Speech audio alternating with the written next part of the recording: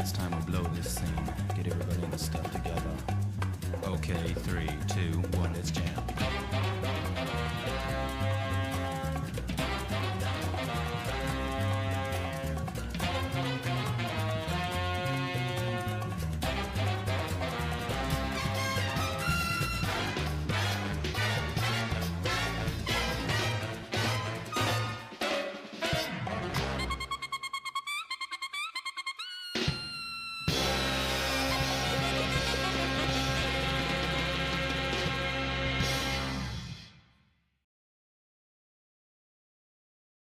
Go. Hello everyone, it is all so lovely to see you. I can finally say we're so back, baby. Arhkma, we're so back. We've Finally. never been more back. Oh we're my finally goodness. back with Monday Night Mashfest. I see all of our Monday Night Mashfest people in the chat. OmniSScythe, Erin, Blixby, all waiting for this moment finally for the first tournament that we're kicking up off. So I don't know if you guys have heard, but we are having a bit of a tour, kind of like, I want to say Arx's World Tour style, where there will be qualifying events basically from, I have the thing pulled up on the side from, so for Type Lumina, it will be March 3rd to June 23rd, which will be the last qualifier, and then it will be the finals on the 30th. Players will have a chance to place in the top 8, get points to gradually work towards getting their placement in the tour. If you guys remember PSA's last Summit Championship circuit, it's basically something like that. Get points by doing well in the bracket and make it to a finals day and do your part, win the bracket. And yeah, this is preseason though. This one won't count. So this is just an introductory. We're back. We're playing this bracket. Try and make some wins here. Get that experience. So when we finally start the season, you can start earning those points for realsies. Yeah. Now's the time to shake everything out, you know, wake up. It's like, all right, I have the tour coming up. Now it's time to get my game on. You know, we've come off of some really great majors. We came off of Otaku, we came off of Frosty Faustings, Outplayed, and I believe the next big tournament we're waiting on is one in the Midwest. I can't remember the name. And I know Combo Breaker coming around the corner. Yeah, we've got quite a few events, I think out in the Midwest specifically, Midwest showing up for their tournament scene, which is really cool.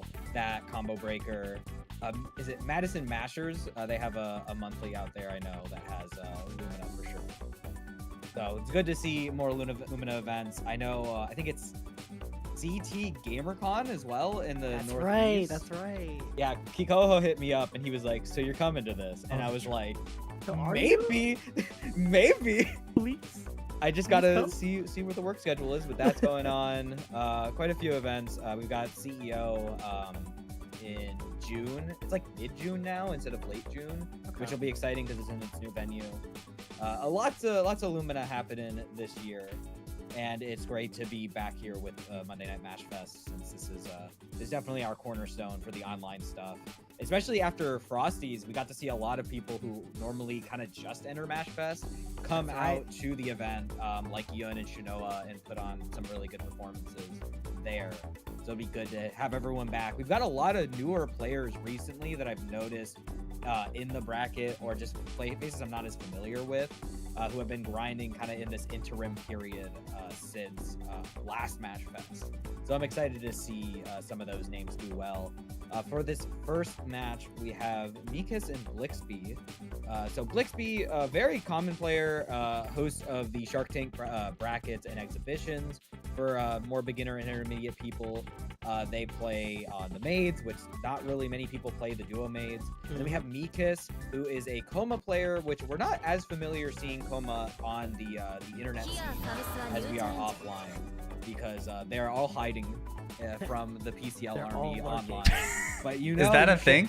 You show up to an offline and there's like 20 of them for some reason, and they're all going to beat you up because that character is very good. They've seen the top 8, so they're scared. When we put all the PCL top 8s out into the air, it's like how we have like 4 Marios online, and then you go offline and there's probably like 1 or 2 of them.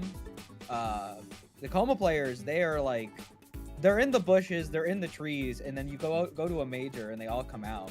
It's scary business. But meekiss, repping online, recently at the last TMN bracket got 2nd place. They defeated Yina in winners finals, but couldn't keep the momentum up in grands against her.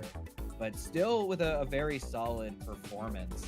It'll be interesting to see this matchup here, which is basically you're playing maids. You've got like the lowest health in the game. You really don't want Kouma Kishima to put you in the corner because you don't have a good way out of the corner. But your Oki's also pretty darn good if he doesn't gamble on you.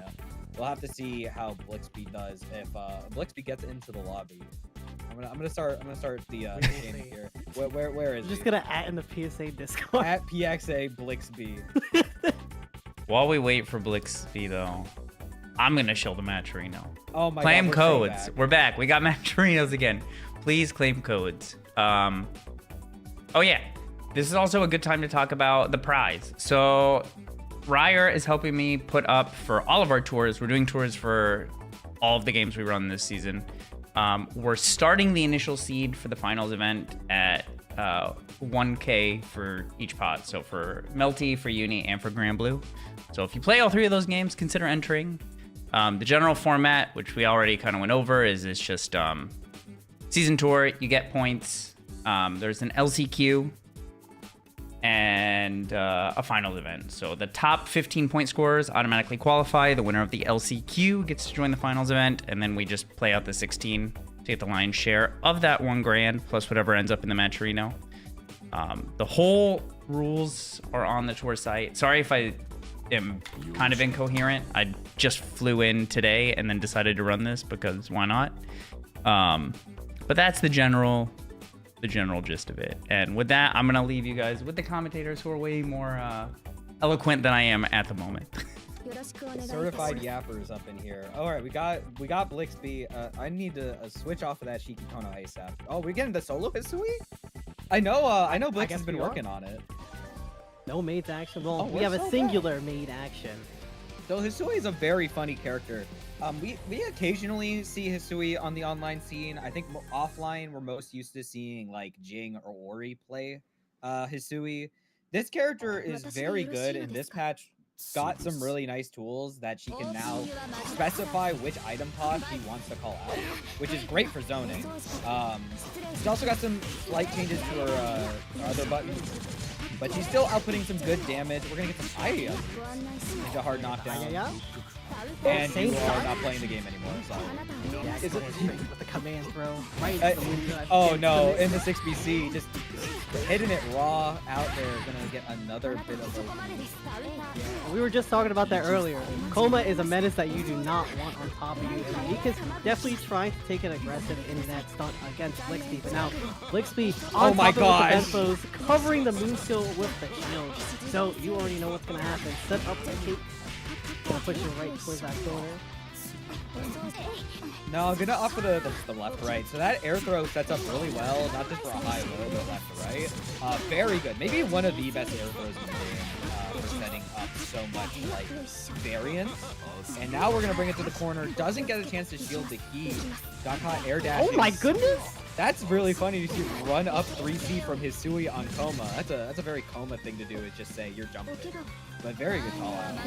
Yeah, baits out the 2A with the instant air dash. Blixby already up on the round, trying to take the aggression. Chase down with the cake, but meekiss was ready. Oh my gosh, IAD shield? Someone show Phantom, he'll be very upset about that. Oh my Big goodness! fatal KA. Oh, that's going to hurt a ton if we got these. Alright, just opt in for no meter. You do not have the bar. Great heat from Blixby. The one issue Hisui kind of has in this matchup is no reversals. You are very restricted to using your heat or your MD. And in a matchup like this, that can be brutal. But we are kind of gaming. I love that immediate throw out of the corner. Light weight there. Catches the 2B. Just trying to get out. And this is going to give Blixby the chance to do hard knockdown with 236C. Gives chance for a bento setup. But a little too late on the overhead. Oh, we are panicking. Not out of the woods just yet. Got hit by the stray on the cloud. Blixby trying to go for the fall, but was not ready to catch his own. All right, we have Bento set up. Oh no. Oh my goodness. Oh, you're not dead for this, but that means you are guessing for your life here. You'll probably see another air throw, left, right, high, low. No. Tries to go for the throw. Great fuzzy match for meekiss, calling out Blixby's throw attempt. And going to bring us into the final round of game 1. Bringing out a nice, exciting game 1. You'll love to see it for the start of Mashfest. Nice There we go. catch. Instant confirm off the pottery. Yeah, utilizing the 3-item cost there on the move skill to fully catch that back dash. And nice reversal. Called out the EX flash on the command grab attempt by canceling into an EX move of his own, because all EX moves are command grab influenced.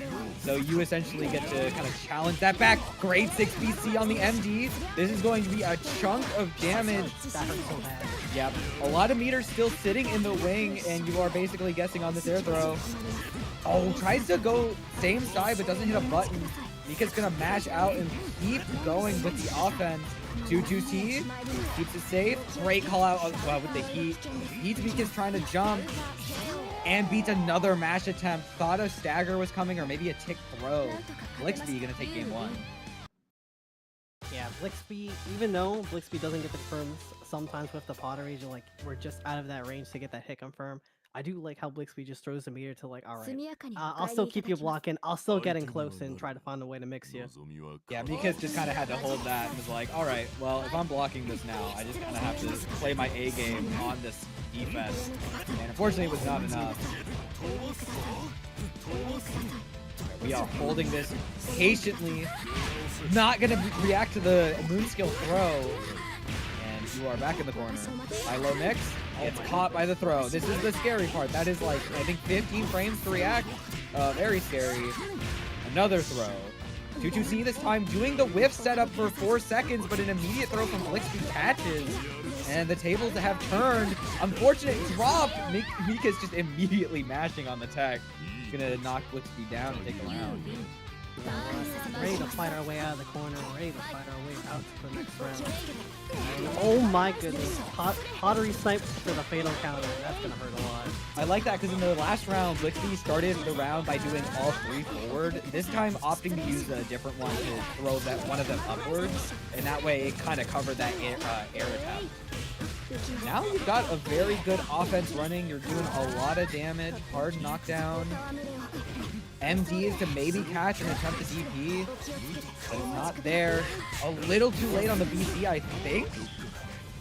So I'm pretty sure you can still catch that if you're early enough. Alright, but we lose to Universal out. Shield pick up. Catches the B counter with 2B. That is, I don't think I've seen that before, but that is an anti-air button. I'm used to seeing 3C as the option, but got it. Time for everything. Let's get on the table here. Blixby definitely looking for that confirm. Mess out on this optional damage. Yeah, messed up the setup for the Dust Cloud to loop again. I'm gonna be honest, I think the winner of this will be whoever can start picking up on some of these heat attempts, because some of them have been kind of brazen. Because kind of hit. Did I just do a knockdown to left right? Oh, same side. I did not block that. Third bar is achieved, but doesn't cancel into it in time. Double MD, immediate into the heat. Oh my goodness. Good shield, had enough time. Air throw doesn't keep it going. Throw back, all right. And the throw. Yeah, command throw, finishing up the game, tying it up 1-1 apiece. Yeah, that's the unfortunate part, because when you're playing against Kouma, your option isn't always just block this. It sometimes is you might get grabbed, you just have to be ready to fuzzy jump on reaction or do a backdash. At that point, Blixby had no meter, so you couldn't even try an EX cancel at this point. Alright, pressure is started from Blixby. Does an empty IAD into the low. That's going to give you a nice little confirm. No meter though, so you're going to have to go into 3C into air throw. Keeps it in the corner. And it's just yeah, let's not forget, this character also has a DP on top of his command throw reversal. That's going to let meekiss get out of the corner. Gets caught high. Blix was holding full down. MD is a little scared of the potential of that overhead. Right, we have a applying the armor here, plus range. Just gonna run up and throw you, get the OTG combo going on. Yep, 3 seconds. Baits out the heat with a backdash. Enough of those have been done from Blixby that meekiss was ready to catch, but doesn't get the punish. Alright, backs up. Oh my gosh, meekiss going super aggressive now. Had the health advantage and could have played a bit back to maybe get some moon. But now you're in the blender. Oh no, did I think 2A into Rapid B instead of getting shield and not able to get the punish with the whip OS. And now meekiss on the verge of taking the set, catches the backdash. That is super unfortunate. Now you're getting OTG in the corner. Fortunately, not getting reset. But meekiss is going to be looking for Blixby's way out of the corner. Maybe caught the up back, so now you're eating a nice counter hit combo. He's going to go for the overhead. Ooh, very nice heat. Oh, that could have been a catch, but it's a little too late. Blixby still not quite getting the Dust Cloud reach to block string. And now you're going to the corner. No bar, no moon. You just got to hold this. Does not try to block the overhead. Got hit low. Not enough. All right, guess we're game. Dance, and we're out there. Sorry, Blixby. Yeah, I think meekiss did a really good job because they had done that a few times and didn't really ever go overhead.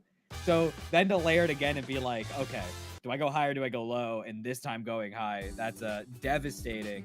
meekiss gonna move on. Blixby headed to the losing bracket. But still a very close set, but meekiss definitely getting a better feel for the neutral in that set. Definitely had Blixby guessing a whole lot. Yeah, there it is. 2A tried to maybe go for shield, but instead got rapid beat. Maybe hit A a little too early and went into the rapid beat regularly. And that may have been costly for the end of that set. Yeah, like you were saying, meekiss just really got comfortable in their neutral, especially making Blixby guess at mid-screen constantly. And then like towards that last round, just locking down those corner situations, it looked nigh impossible for Blixby to escape. Yeah, it's really rough sometimes, especially when the Kouma starts, like, they get the wheels turning. They're like, I know what ways to make you open up by looking at your defense habits, and I'm just going to start picking them apart. He's very good at that. But congrats to meekiss. They're off to go fight Erin next. But next up on the stream, we are going to have OmniSScythe versus Nighto. So this is a New York set. Both of these players, I'm pretty sure from the city, like directly. And they were both at crossover last year. It was very cool to get to see both of them. I know Nighto was also at Climax, and I think they did pretty well for themselves there. So it'll be exciting to get to see these two play, and I'm pretty sure these two have gotten a good amount of experience with each other. I think OmniSScythe's been kind of on and off playing this game, mixed in with other stuff. But Nighto's been pretty consistently grinding for like the last few months. So I think this should be a pretty tight set. Yeah, I've seen he's been entering other brackets. I know he's been entering your brackets.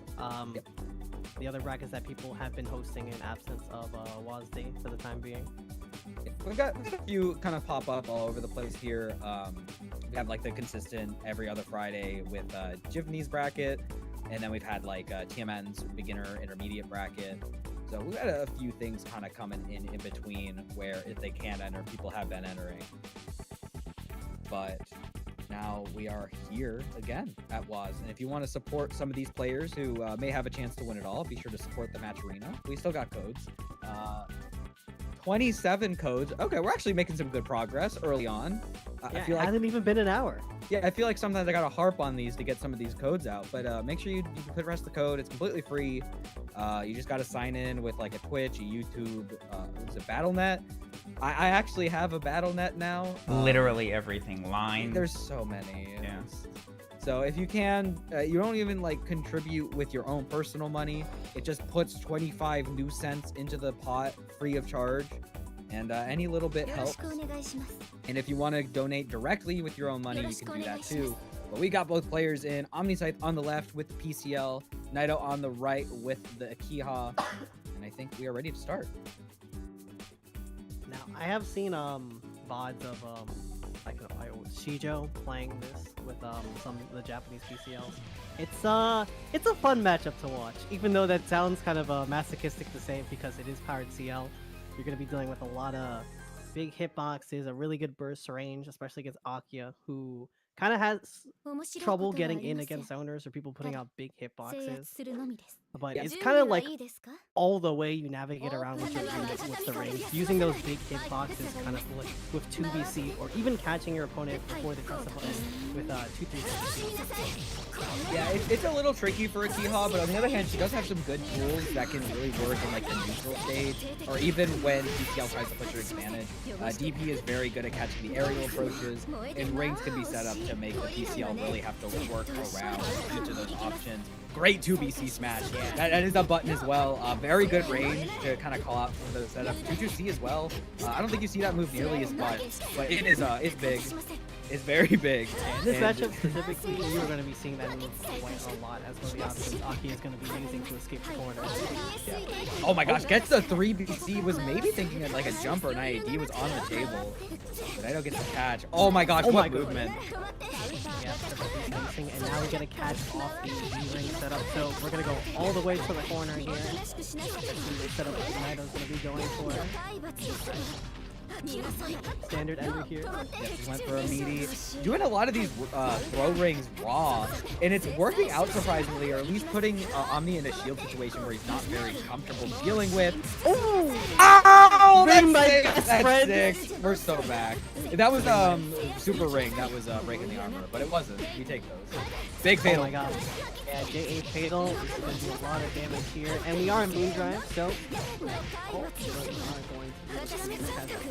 On time. DP is blocked, so we're just gonna snipe right out the air. Yeah. Surprised to see the use of moon skill there. I think you could have just waited, saved a little bit of the moon. You're going into this with no moon. Oh, but maybe just more confident of Nighto, just like, you know what, let me just make sure I get this. But now you're in the corner. And you definitely do want to save a lot of your moves. It feels like a very important decision to escape in a lot of situations. Normal ender. Doesn't do too much damage in this situation. 347, still really good. Great 4BC. Pulls out that 2C immediately.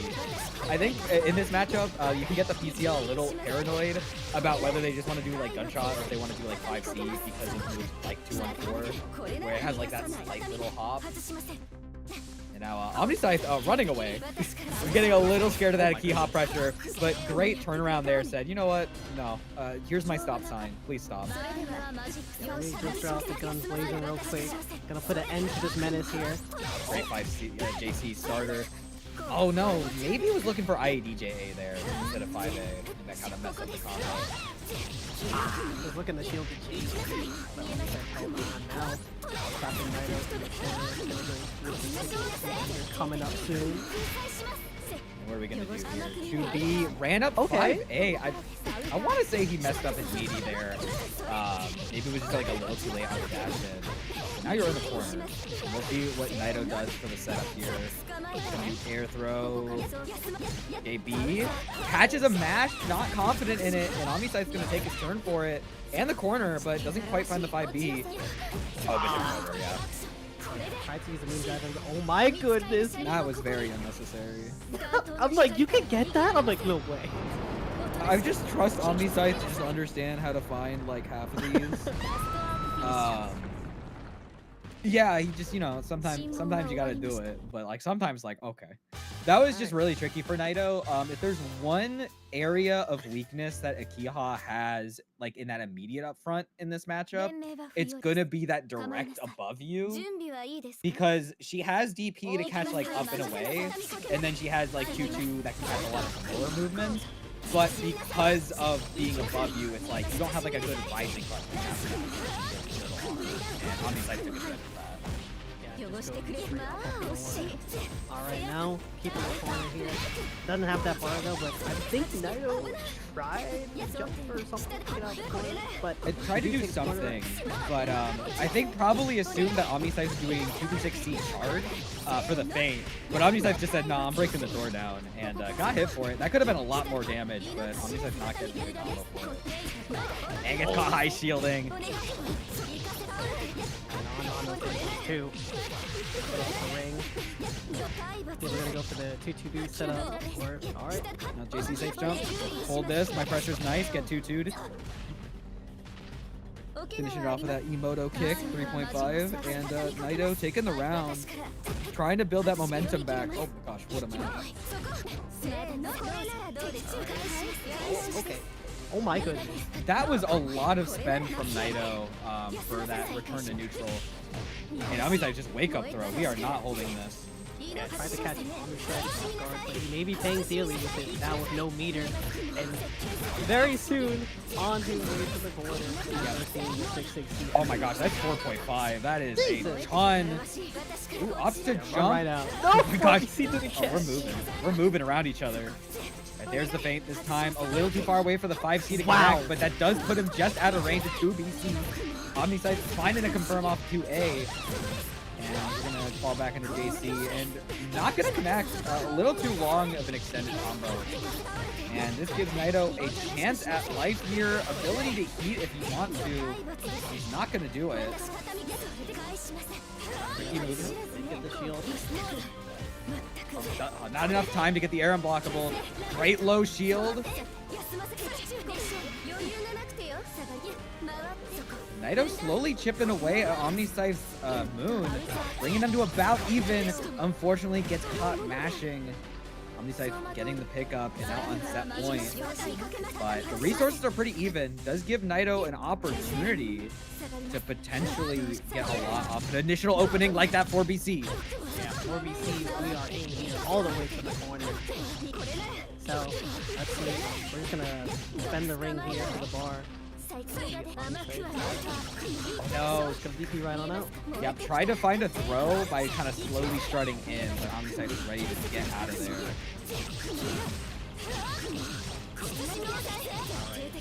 He's holding this nice 4.4k. OmniSScythe is going for the JC.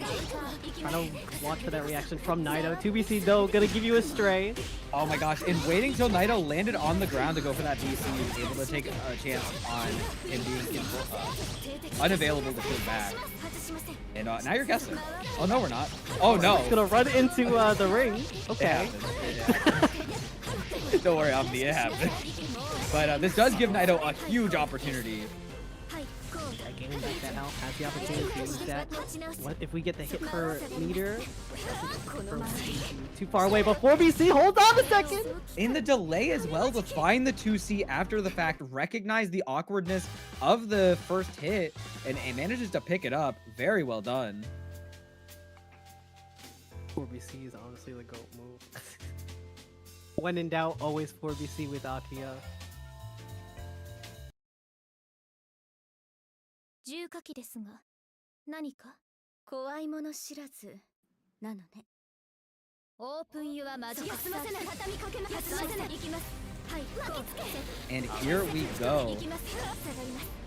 A little patient to start. Nighto trying to get a little closer. No 2BC for him though. Oh my gosh, OmniSScythe is trying to chase. Trying to set up our ring, but OmniSScythe in the first combo is game number 2, or game number 3 rather. I love he hit him with the empty straight up hop. Just said, I'm holding 8, and I'm not gonna press a button, and you're gonna shield. We're backing up though. I like the more patientness of the neutral. They're still kind of playing aggressive at each other. Gunshot finally places the stop sign down. He says no more approaches. Oh my gosh, Nighto, great fuzzy match. Actually stopping the throw attempt from OmniSScythe. Gonna take this down mid-screen. Getting it closer to the corner, but taking it back. Oh, same side? Alright. And that's gonna be up, but OmniSScythe ready to pick it up. Oh, not quite finishing the job though. Oh, I'm loving these fade back JAs. Yeah, that's what you use JC for. Unfortunately, doesn't get the hit after. But that JB, despite doing a side switch after the fact, still was enough to keep the attack going. Nighto trying to mash out, but didn't have the time to really get it out. Now OmniSScythe on that point. Nighto already having to deal with the corner situation. Hang on, OmniSScythe to drop. Nighto just looking to maybe catch OmniSScythe's JB, but oh, nice moon drive. It's a 5A. We're gonna get a nice counter hit here. That was really well done. It just helped evade that JB and find that fatal 5A. Hurts a ton. Oh, the space gunshot delay follow-up B, that does cover so much. And you're dead? No, I think Omni may have needed to do lightning first. I'm not sure if it would have fully connected.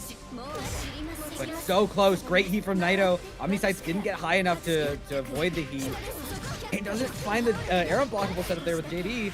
And that's a great cash out. You got all your health back. You're going to get a bit of moon and a ton of damage. And then some. And the reverse side of the shield. There is signs of life coming in from Nighto. Can he keep it going? And the heat bait as well. That's huge. A whole lot of damage here. Let's see if we're gonna set up. No, just gonna go for the ring. OmniSScythe gonna hold that down, spacing herself out, making you hold the C ring, going high with the JB and getting the round from Omni. I think OmniSScythe tried to do Rising JA, but there just wasn't enough time. Nighto was able to get down. And now set point for both players. And the resources are looking pretty similar. OmniSScythe with a slight moon deficit. He's gonna get a little bit back with that 6-6C. Having to lose fatal off the counter teleport. Gonna have that scaling on. Not gonna do a whole lot of damage here. Trying to bait out the shield, wasn't quite able to get it. OmniSScythe was ready to match on that. Yeah, I think slightly messed up the rising pressure on the block string, and OmniSScythe was just taking that all the way to the bank. That's big. Yeah, got caught on the whip shield with very low moon, so it's gonna have extra recovery. And 1, 2, 3, 6, 6. Your meter and moon is gone. This is looking curtain. If Nighto can't get out of this situation, gets caught on the 2, 3, 6 again. It's the same thing as the first game, and OmniSScythe's gonna close it, winning the set 2-1. A good effort, but just not quite enough. Here's that 6-6C again, going right through the ring, and because it wasn't EX ring, there was no armor break. It let OmniSScythe in. We had the last arc to end the first game. So foul. Really had to do it to him. Look, they paid the animators good money for that, and we have to show it to them. Love the little matrix dodge there, and caught the mash from Nighto in this situation in game 2. And there is the 6-6C again. Yeah, no, I love... You want to talk about loving a character for certain things? My favorite thing is doing either 6-6C or 2-3-6C through projectiles. It's so funny. I hate it. I'm doing the I show speed thing where he's like... I see you not trying to laugh, Snivy. That's disrespectful AF. All right. When I get 6-6C through my projectiles. I gotta keep going. Alright, we're moving on to our next setup, which is Yina versus Kaiji. Kaiji, otherwise known as Lucy, back in a bracket. I haven't seen them play in a minute, but very, very, very good player. I cannot understate that enough. One of the best players in NA. And Yina, who has been a pretty big rising star in the last few months, if you haven't been paying attention to some of the other brackets that have been going on. Formerly a Kohaku main, they started really playing this game, I think around June, July. Was formerly on the Kohaku, and now on the Warc, has been doing really well. Has graduated officially from TMN again after being prior eligible to graduate. They were allowed to enter the last bracket and did it again in very strong fashion. So it'll be interesting to see how this matchup plays. And this is that Kouma on my screen, or is that Ciel? I think that It is Kouma. Okay. I know Lucy has played Kouma quite a bit, alongside characters like Shiki and Roa. Kouma, just a very, very solid character. No, we are getting the switch to Roa. All right. So Roa, this patch has been like kind of quiet, which is insane to me because that character's still really good. But for the most part, mainly active as a dive. Magic Rider in Europe has been doing really well with the Roa pick. Used him a little bit back in up played to good results.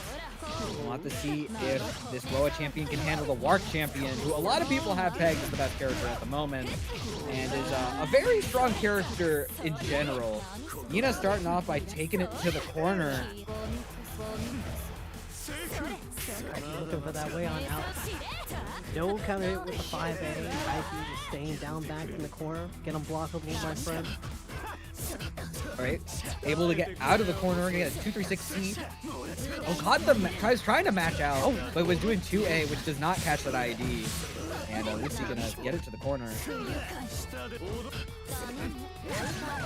And the delay on the 6C catches a match out from Yina. Kaiji gonna finish it off with a regular DP ender. Meaty's with 2C and catches a shield as a result. It's probably a buffer shield around the Meaty. Oh my Very gosh. nice reaction to the shield. Yeah. Trying to use those instant air dashes to pay out no buttons, but Kaiji eventually opening up. Yina here, spinning the bar. Does he spend one more to finish it off? Yes, we do. I think this whole set is probably going to be decided if Yina can properly react to IDJA. Just because that is one of the best options in the game. I'm not taking any notes for an answer. It is a very good killer for people who aren't used to like react to 5A mashing and who are more used to 2A mashing, like we were seeing earlier, because it covers just high enough to avoid most lows like that. But Yina doing a good amount of pressure. Great DP from Kaiji. It's gonna get you right on out of that corner. Right on back to the corner. This should definitely kill. You're gonna probably use 1 or 2 bars. Just 1, alright. Gonna save a bar for the next round. Very strong round from Yina firing back. Show work in there with the moon skill. A teleport DP with the moon skill is so scary because if you're used to reacting to someone hitting blue with like a blue button with shield, you're like, oh okay, I just shield here, but because it's not a hitbox, they just go wherever you didn't shield. Very scary option. Ooh, great combo there. Gonna just charge and sit back instead. Try and zone out. Oh no. Kaiji assuming Yina was gonna keep the pressure going and tried to counter heat. But Yina just kind of stood there and waited. Oh no, we're waiting. Oh, no! We were waiting for the shield. That's gonna give Kaiji a cash out on the arc drive, which is huge. Builds their moon back. And now what do? Charge up right in your face, try to throw. Oh, that was a plus throw. Maybe hoping to use those plus frames to bait out a heat or something that they could backdash. But Yina gonna get a punish? That is not enough to kill with the arc drive. Oh no, it is. What? I need to get my eyes checked. I also kind of thought it was a kill. I thought it wasn't at the round marker, but I guess it was. I guess I need to put the screen in even tighter magnifying. I think we got fooled. I mean, it was probably like a few pixels off, because I definitely saw it like a little bit before. Yeah, this Warc the 2 round champion. wins. This Warc champion definitely does damage. That was actually huge awareness from Yina to understand that was gonna kill. Being able to identify when your combos do that is really important, especially for a character like Warc, who can kind of decide how she spends her meter on those dumps a lot. Now we're gonna have to see if Kaiji decides to stay on the Roa, if they decide to switch. There's a few options I could see them trying, but we'll have to see. Let's see. What will Kaiji throw at Yina here?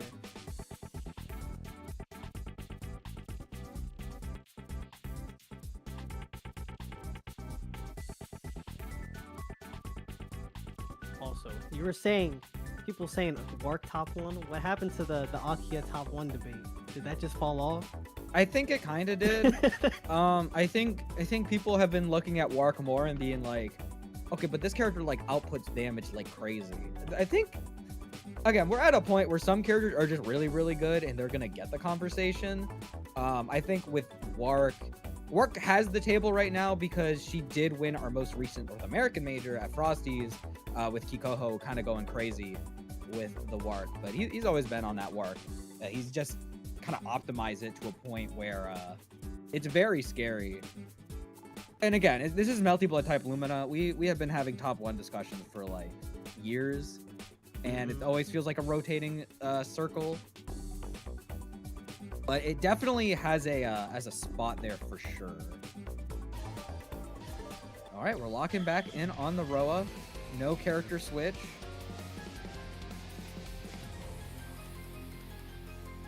I guess I figured time to, you know, reset a bit, take some time to cool down, shake Yina off of their game, and get one up on them.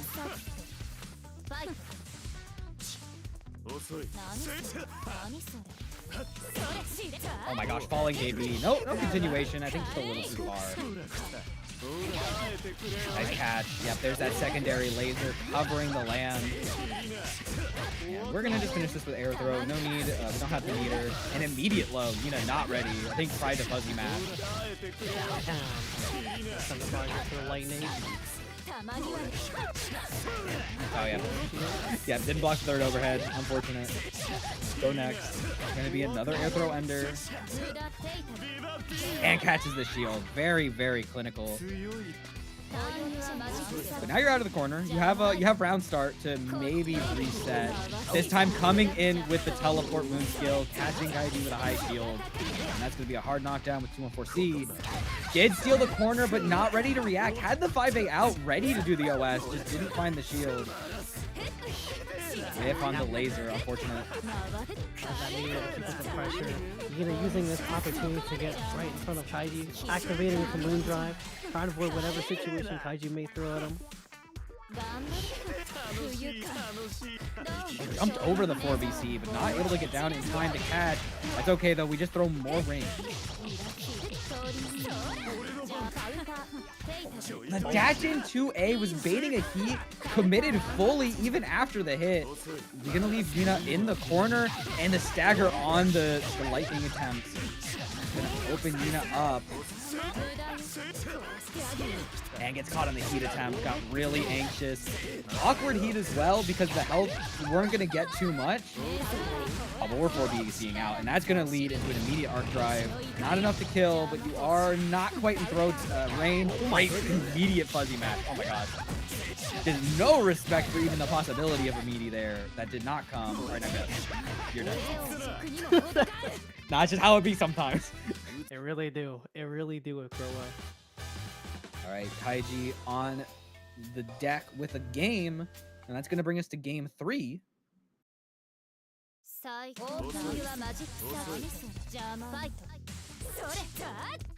We're chasing. There's that 4BC to find it. We are in the corner, but doesn't get the combo. That's wide. Oh my no! What, we were trying to match 6BC? Oh, sure. That's crazy. By the overhead there, that would be a nice chunk of change. A little damage. Oh, finally got called out on that double 5A stagger. He just said, I don't think you're gonna do this again.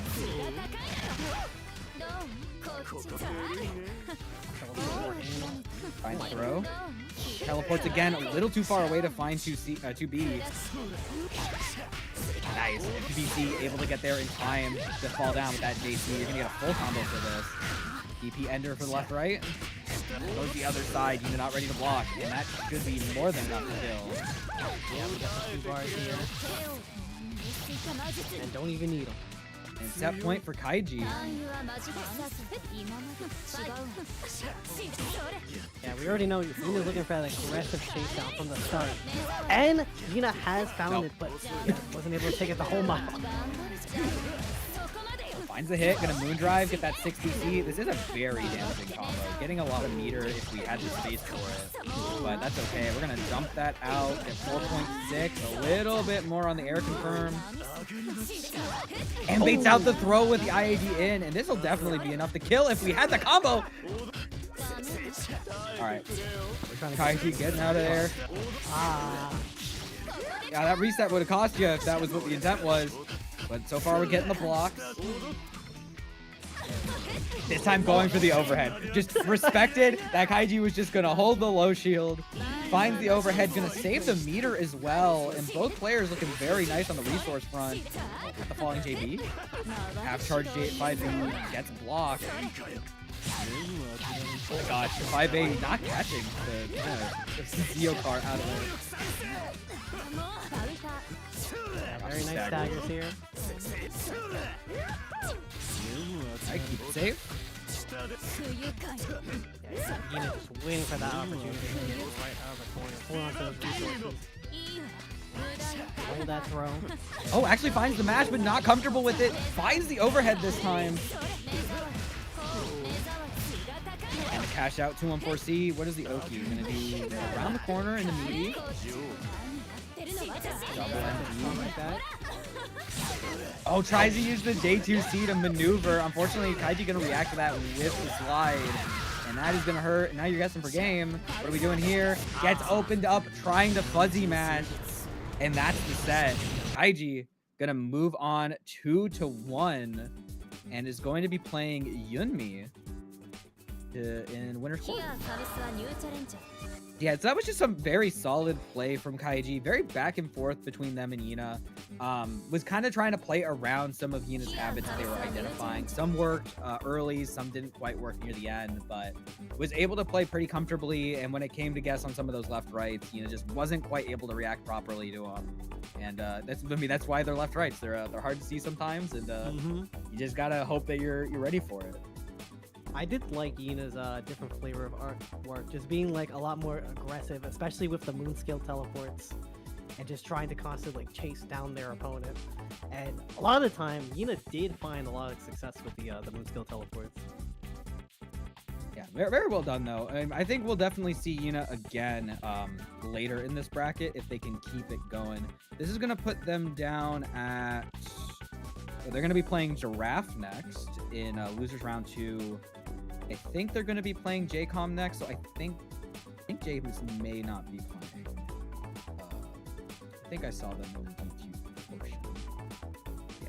So they'll likely be playing Shinoa next if they beat Giraffe, which should be a really good set that I'm sad we're not going to see.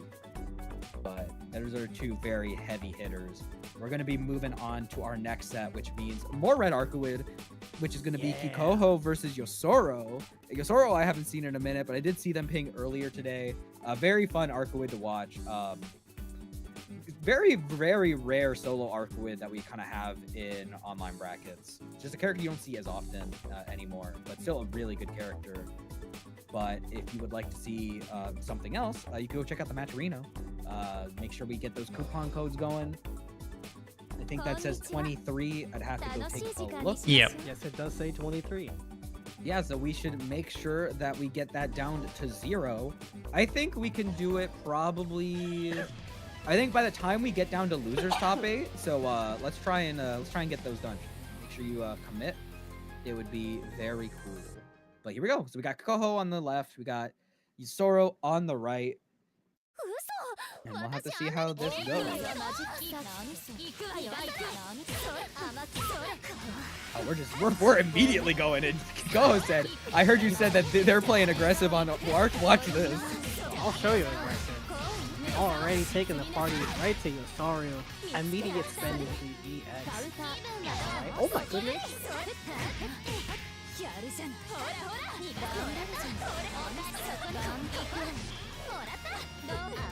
There is so much going on right now. Lots of people spending out. But you do get behind Yosoro with the counter follow-up. Still not going to do a whole lot of damage because of that shield scaling change. So we're just going to target just a little bit. Catch Yosoro with a 2C once again. Cash it out. Probably finish it up with another one. Yep. There's that meter usage in action from Red Arcueid. You didn't quite get the kill with the first bar, maybe the second one. And now you're out of bar here, and still a little bit of moon gone. That's okay though. Caught Yosoro with the MPIAD in the low. Builds a bit of moon back, builds the meter for the knockdown. But we are ready to shield the overhead here. Shield being thrown all around, but we come up right behind you with the default up once again. Yeah, had the shield ready, just ended up going low, and that does hit overhead on the shield, so you gotta be careful. Akiha with the stagger 2H, trying to find the shield, finds a really good combo, but sorry, we're gonna find the 2H to match right out of the corner. That was really good. Back out of the mid-screen. Because usually when he does that ring, he's either looking for ring to meaty, or even if he whiffs, he's still gonna probably follow up meaty with another button. He actually called out the dash in from Kikoho to get that. And now Yosoro on the offensive. Oh, great call it as well on the throw attempt with the 2-2C. Oh no. Kikoho used the moon skill for 4BC. And I think Yosoro just reacted to seeing the input out.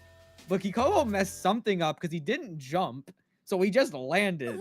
So that high shield that would have normally worked in that situation got snuffed out. That hurts a ton. Kikoho up on the board. First time is wearing the ancestor still on the JC. Already getting pushed to this advantage. Oh, And- do it again. Do it We'll run it again. back. We'll run it back. You know, fade out the 5A fuzzy mash. Gonna run back the cycle once again. Oh, Tries trying to it run it back again. for a third time. Yeah, that's okay though. Kikoho tried to beat counter out, but Yasoro immediately reacted to that jump block into punish. That move, very negative, especially when it comes to those jump blocks. And you are gone. That's perfect for Yasoro. Soro's trying to show everybody that this character is still a menace to behold, outputting so much damage. Kikoho responding right on back. Gonna build the staircase, look you a ride on the tilt-a-whirl. Okay, JC safe jump, finds a hit on the stagger, but doesn't trust it. And yeah, you saw the 5B. Even if it wasn't half charge, you still saw it. It was ready to block high, immediate low. My knees, broke. Oh no, no ID shield. Yasoro gonna get out with this heat. And there's the chicken block again, calling out that 5B. Gonna get the arc drive out. Doesn't build any more moons if you are at full, but you're gonna get a nice bit of damage for it. Oh no, the clash. Yeah, it's a little rough. I'm not sure if he would have been able to jump cancel after that. Would have needed to probably cancel it into maybe MD. There's the MD cancel. Tries to 2-2 out, but Kikoho immediately reacting with the 6-2-3C. And that's going to cancel it out and win the round. And now Kikoho on set point. Yeah, out to the JD. Oh, but Yasoro getting right out with the overhead. See that nice Rekka push. Yep, see Rekka. Carry her right all the way to the corner. Safe jump. Running back. There's a catch out into 236C. Gonna set up a safe jump. Goes low instead. Opens Kikoho up, and that's the kill. Yasoro gonna even the set up.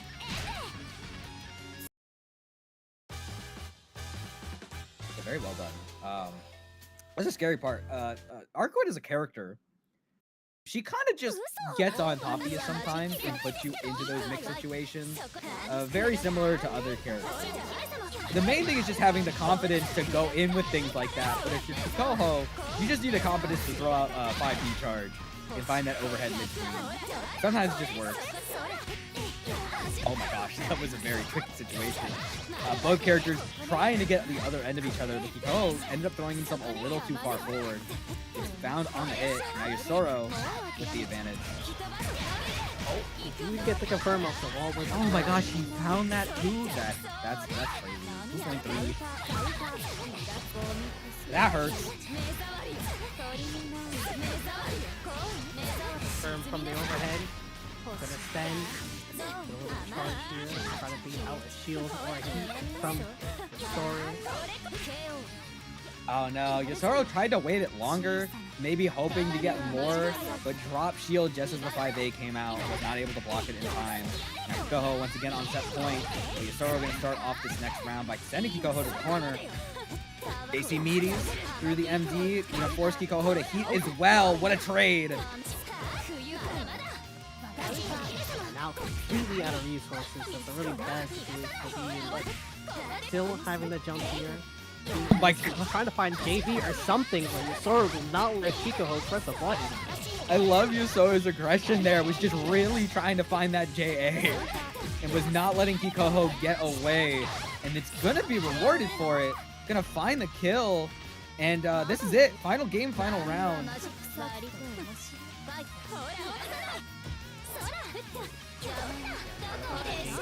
To get the party started, but we do get it with the launcher, so we are going to see that carry scaling up for it. Here's your rendezvous with the corner, but we DP right on out. Elbow for the confirm. Now we get the 4-way mix going.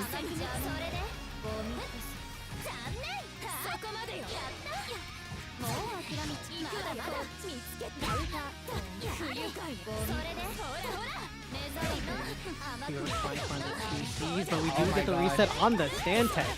Got the run under as well. All right, left right, gets the game. No, we're gonna heat. We don't want to hold this. But that JB's gonna hurt. That's fatal. We're gonna build at least one bar. Doesn't cancel into MD, but is it gonna be needed? There's the 214C. Not enough. Last chance. Hex pulls out the 6VC with the shield. Yosoro with no health. Gonna finish that with air throw. Sees out, finds the low. It's gonna be a good hitting combo. Yosoro has built nearly 3 R's here from being in that moon drive. Finds and the low 2A empty again! low. That's it. Yosoro gonna knock Kikoho down to losers early with that low again. It found him success in the last game too. He's gonna move on to fight OmniSScythe. And that was just a very aggressive game, but Yosoro really made up for the hits that he was getting with these situations in the corner. Those empty hop lows tripping up Kikoho in the points where it mattered the most. That was very impressive. Glad to see. Making a gnarly comeback from that health deficit. That moon drive just paying off dividends once we get to that bar. But now we're not even done with winners quarters. You know, when we have brackets like this, I usually start it off by saying we got a stacked bracket tonight. I did not say that, but I should have said that because we got a lot of heavy hitters. We're gonna be moving down to winners quarters part 2. This is going to be Erin versus MadeInHeaven. MadeInHeaven recently did very well at Frosty Faustings. I believe placed 4th? I think 4th. Made a bit of made a good amount of headway repping the Midwest scene. And we got Erin, who's been kind of on and off again, ready to go on the PCL. I had to make sure I look. Wait, we're on select character. I think this should just be a color, but we know Erin's been working on an Akiha. This is just a color switch. Yeah, we got the Kafka. So PCL Saber. This is a matchup. It does happen. Pretty good. And it can go either character's way, but PCL I think does very well in general in matchups like this. The one thing is Saber does have to get in. And that can be a little hard, but like when you get in, it's pretty nice. And MadeInHeaven, no slouch to this matchup. Probably the Saber with the most experience into this character, considering the fact that like every Mashfest, they usually run into OmniSScythe like every time. We're gonna have to see if that happens again. OmniSScythe is on the other side of the bracket, so we are getting right into it. 87 rocking those Rekkas. Catches the backdash by just doing it again, but unfortunately no follow-up. But we're dive kicking. Yeah, going right in the face of the dive kick. Really throwing a lot of aggression at Erin. Now setting the bar, going right to the corner here. Just to go with the safe jump. Get that throw action. Finds the overhead, goes into MD to make sure and gets the full confirm. That's a perfect. Oh my goodness. Also, shout out to Team Spooky rating with a party of 88. Welcome to the party. It's the first Mashfest back here. We have a very stacked bracket for Melty Split type Lumina, and the action is already going on. Full force, Erin spending the 660 here. Let's see the safe jump with the JC. Oh no, tried to match out, was expecting it to fall on with. 5C does come out. And that is going to be another full confirm into 660. More crunch damage. Throw. Erin's always been very good at mixing in the throw pressure with regular strike.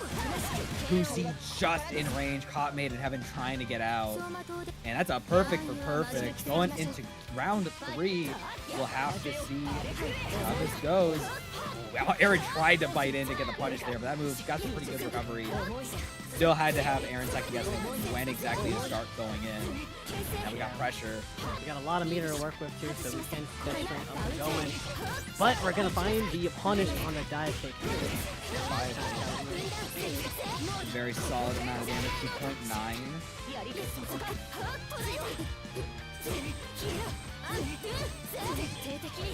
See, no heat yet. Tries to find the throw. Not quite in space to punish the dive kick, and MadeInHeaven gonna take advantage. They're now in the corner. See what we got. We got a low. Oh, tried to find a 5A, no shield. And Erin immediately gonna DP out with the MD. Throws and catches the MD for MadeInHeaven. Tries to glow blue. No punish though. Corner. Gonna have to hold this 660. Erin got 2 bars to let it sing, but MadeInHeaven shut it down with a key. Oh, we 3BC. Oh, dude. Goes out in retaliation. Who actually might be dead. Hold on. Do we have the amount of damage to... No, we don't. Doesn't quite build the bar. Doesn't have the damage. Alright, guess. Nice shield. Dive kicks in. Punished with the throw. Just a little too gung-ho. Erin was very willing to just kind of wait and see what Made was going to do. And capitalizes. I guess trying to catch like a 5C. I don't know if dive kick would have fun. I don't think it would have, but it would have been a little tricky if the startup got caught. I think just waiting for it was definitely the right call. You're in a high 10 situation. You don't really need to overextend like that. You can just kind of wait for your opponent to make a mistake. So we're getting into game 2. MadeInHeaven starting us off by putting Erin in the corner. IED back JP. That's scary.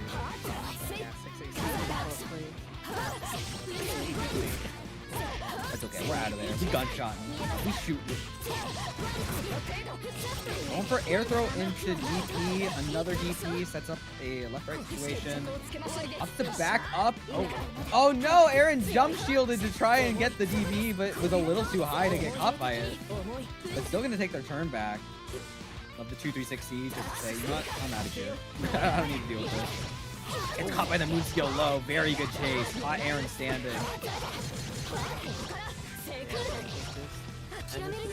Throw.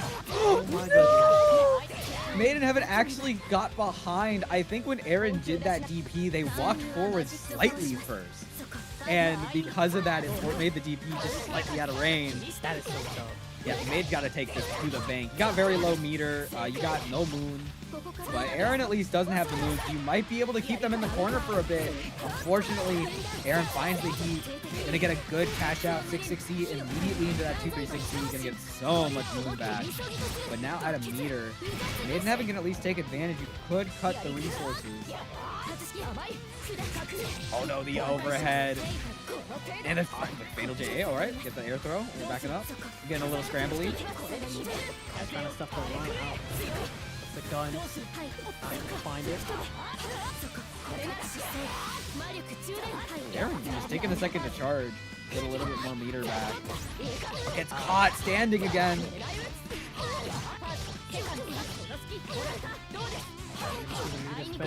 Right to the air throw.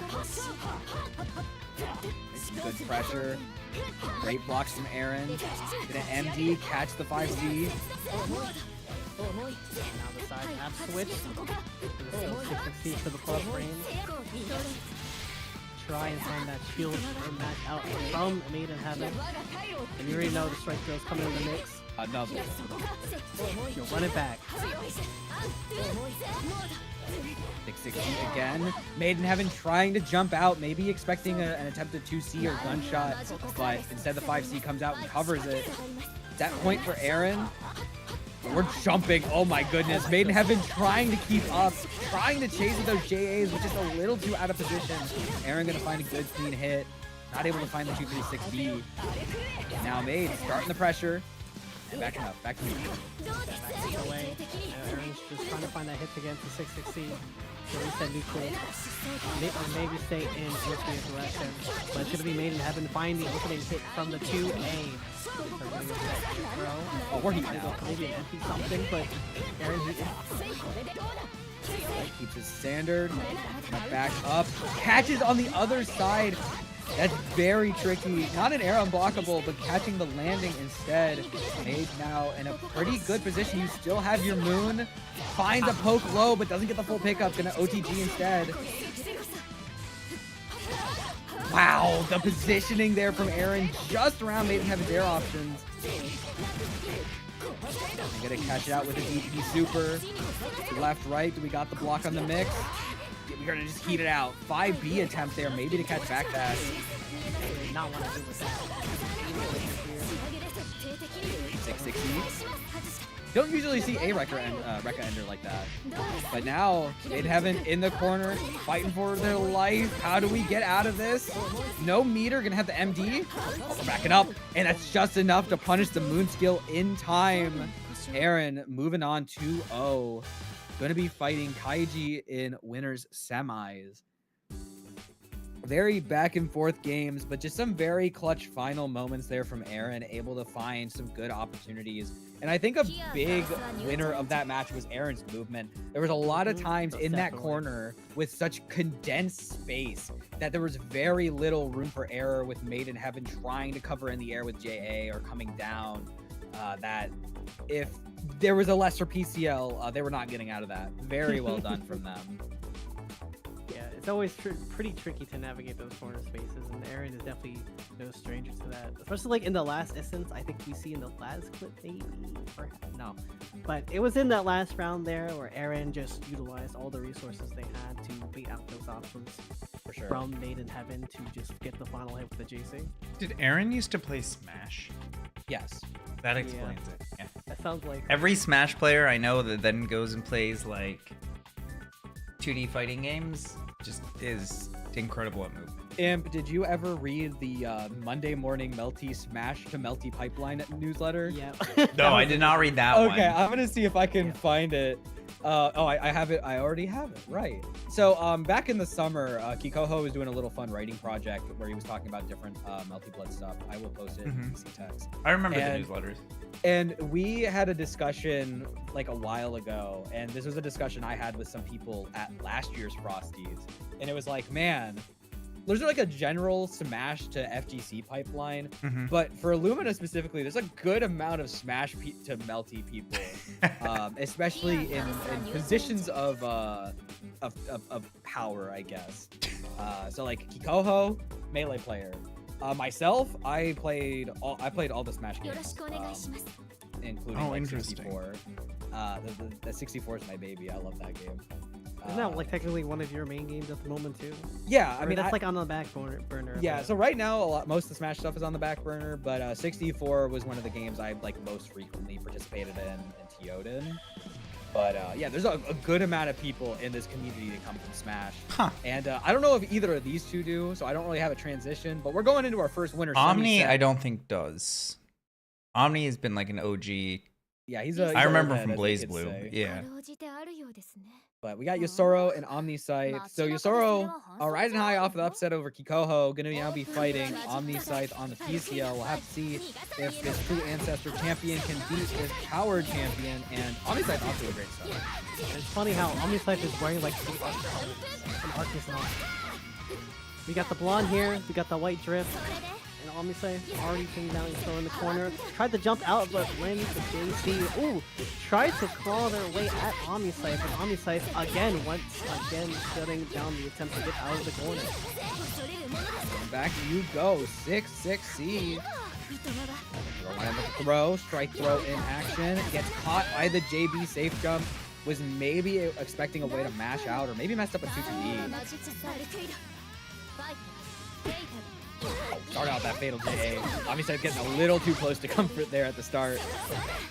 And tries to fade back JC, but gets opened up. Unfortunately for Yusoro, right now, just straight hits.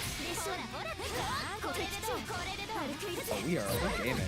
Oh, and we're gaming even more. True answer JC, true answer from JC. Catch in that 5C whip. And now you are in the corner. 2-6C. And the high-low mix. Yeah, Soro is cooking with that today. First catch is Kikoho, and now OmniSScythe gonna even it up. That's a double perfect. That's our second double perfect in game one this tournament. Alright, check out that little PC. We do catch. Gets his eye off of the air throw. Goes for throw immediately instead of going for high and low. And Yusoro doing a really good job of just cycling those options. Just says, I have high, I have low, and I have throw, and I will make you guess whichever one I do. And I'm just going to keep them all open on the table. Oh my gosh, attempted GP out from OmniSScythe. Reacts to the MD with a counter MD. Okay, this is scary. Had to just cancel out too. Is it ready? Oh my goodness. 4 catch with the moon skill lightning. 4BC Amare is truly the option of all time. I'm very impressed that it worked. Unfortunately, tried to air lightning there after a club with the JA. Gets caught, but not for much. Turning to neutral. We are panicking. We are hitting buttons. It is all spaghetti. OmniSScythe finding a good hit at the very end. Nah, no, we were not that close to get that. Yeah, OmniSScythe still just running up to take this aggression. So ready for the 5A fuzzy match. Already taking it. And that's gonna be a cash out. Spend the bar, or drive it out. Beautiful cash out. That was very good. I think OmniSScythe did. I think it was attempted to do like a slight IAD. It's like not quite an IAD, just a jump air dash to do JC to maybe catch backdash. And Yosoro said, "Nah, I'm holding my ground and I'm going to punch you," and it worked out. Like, I'll show you what's up when you take my colors. Don't disrespect me. I deserve that. I'd never do it, but the vibes was there. That's what's up on me. Look, sometimes you just try and feel it. You try to figure out where the vibes are, and sometimes they're not there. The vibes say laser a bar. It worked out. We got that. Starting game 2, OmniSScythe finding the shield A counter to start off a little bit of damage. 3.0. Yeah. This character does a lot off the shield, by the way. Just a lot off that. Even like the regular A counter. I don't feel like too many characters are hitting that much damage off of it. Another hit.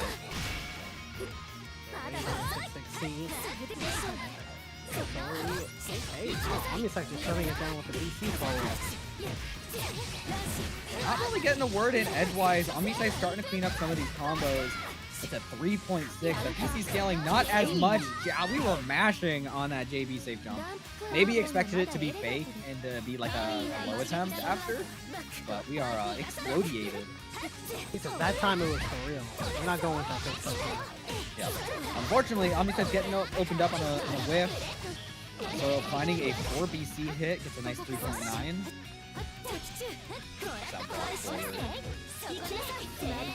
3C.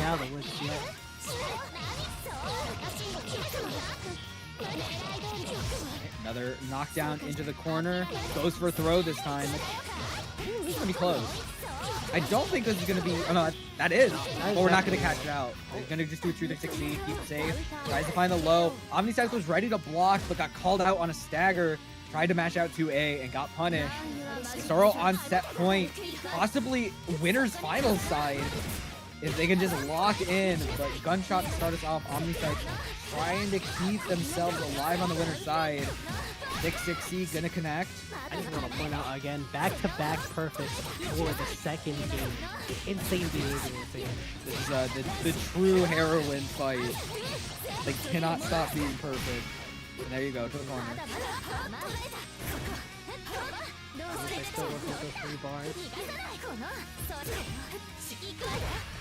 Great heat from Yosoro. OmniSScythe's not ready for it on the IAD. And gets opened up by the full charge that is unblockable. Oh, that's huge. Gonna actually go for the full combo off of this. Let's see what he got.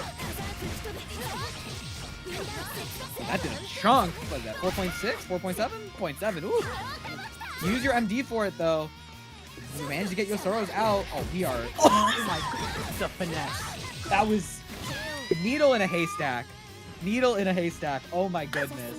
That was like perfectly placed. Yeah, attempted 6 BC to reach out. And the DP jump cancel off that 2-3-6-A was just high enough to avoid those hits. OmniSScythe found the vibes. He is the vibe holder now. What that was a vibe. That JB was a whole vibe. You'd probably be like, yeah, I was trying a gunshot, and then I got 6-3-A instead. And like, you know, I believe it. It happens. Oh, I hate that interaction. It is an interaction that is in this game when you BC counter high and also get the side switch. I still don't like it, but it is what it is. OmniSScythe taking Yosoro to the other corner now. Oh my goodness, he clashes the fire scene. You hate to see it. That's another perfect for OmniSScythe. Bro cannot stop. What's with all these perfects? What's happening here? Oh no, got caught on the rapid B. Didn't actually go for the full cancel in the 3C. And OmniSScythe's gonna take advantage. Back to the corner you go. Tried to fall down with JA. Didn't quite get that. If this was AACC, that hit. And now Yosoro gets a chance to start some offense.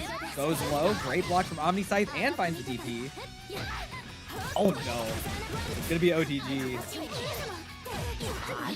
That still got caught. Yeah, that one does push her Arcueid pretty far out, so it's a bit hard to even kind of consider getting the backdash for it. Maybe was just expecting another option. Oh, that reach. Gonna take the corner on the OTG. OTG one. This is tight. Get the hit. Not able to find the pickup. That was an awkward hit. The final one of the 2BC. My footsie's immaculate. And the charge for good measure. Oh my goodness. All right. OmniSScythe gonna hold on and win the set 2-1 and gonna move on to winners finals. That was that sure was. That I've definitely had my fair share of getting the final hit of a move. And even if it fatal counters, I'm not picking that up. But OmniSScythe managing to take it together. And yeah, just kind of nice. It's kind of nice. I will forever respect OmniSScythe's ability to really just do something unique no matter how many times we see this game. And it's just genuinely impressive. It's a part. Oh my god! That is so clean. I can't get over that. Hang it up in the Louvre. Yeah. Someone put this clip in the Hall of Fame. Hall of Fame for Lumina clips. That was so good. Oh my gosh, that is peak. Absolute cinema. This is why I love watching this game. You always see something new, especially every Mashfest, every regional, major, whatever. There's always some kind of like new interaction going on. All right, well, we're gonna have to calm down. I'm not sure if this next set will be able to do the same. We've got Erin versus Kaiji. So this will be likely PCL Roa. I've said my piece about this matchup a billion times, but Erin is very good at this video game and can definitely win this. But Kaiji as well, very good at this game, can definitely win this. And we'll, wait, are we gonna? No, it's Kouma? No, Oh, it's on selecting character. Yeah, I don't know. It's like, oh, we are gonna skip that. Okay. I was gonna say, I know Koumas don't like this matchup. I don't like that matchup either, but on the PCL side, so it is what it is. But Roa definitely a pick for this matchup. Now, I do need a reminder for myself. How does PCL typically handle zoners? I guess, like, how does she fare against them? It depends on the zoner. The issue with Roa is that he's got like enough he's got enough swirliness to really make you work to get in. His 4BC can really cover your more aggressive jump ins. You gotta play way more careful around Roa than you even have to do against like Dan or like Akiha. You can't quite answer a lot of your problems in a simple answer. You actually kind of have to play around a lot of these tools, which makes it more of a matchup for sure, but it makes it a lot harder than what she's normally used to. It's slightly different than how she handles Warc, but it's still very challenging if you're not used to it. Kaiji just tried to start expecting some kind of button from Erin with that GP, but didn't get it, and you are dead. Oh my goodness. Okay. Yeah, very clean first round coming out from Erin. Yeah, we'll have to see the lower adaption. Oh no, messed up the 6BC. I don't think quite had it plus, or just a little too far away to make it plus. That is going to hurt. JB goes in immediately for the overhead, catches Kaiji blocking low.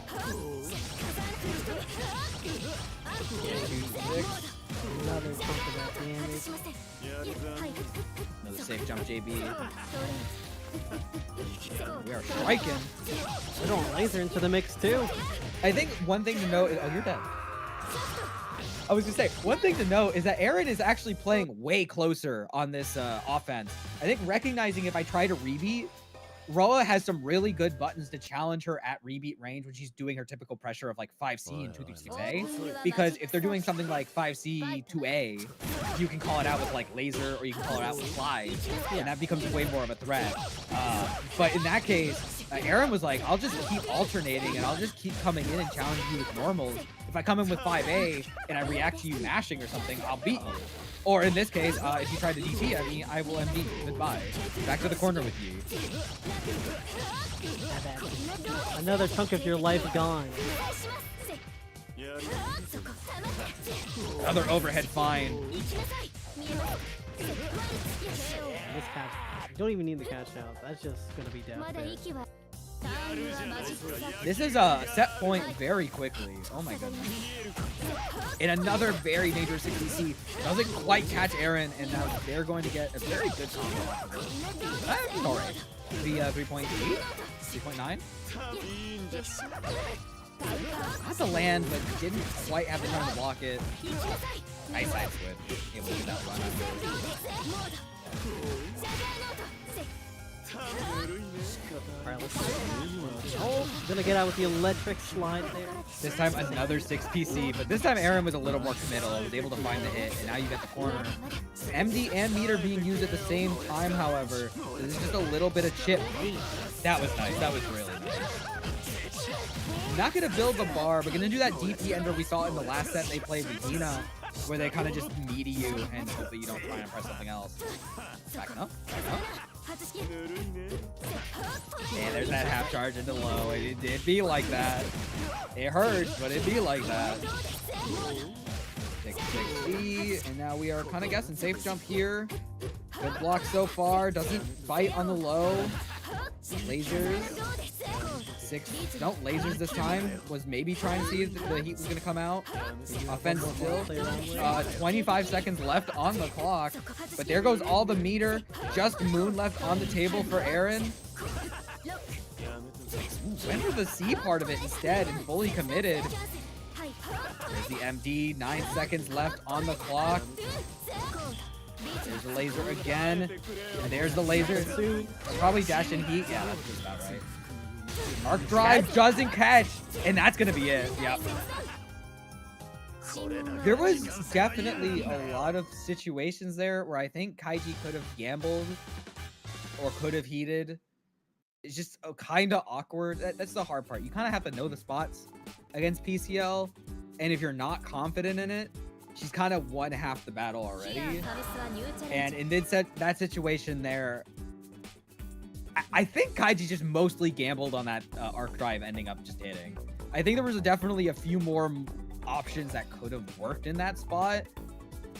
But I respect the option because the clock was so low that if you get the hit and then the arc drive ends and the time runs out right after, you kind of force Erin to go, are you going to heat now and really gamble on 2 seconds? Or are you just going to go to the next round? And it just didn't end up working out that way.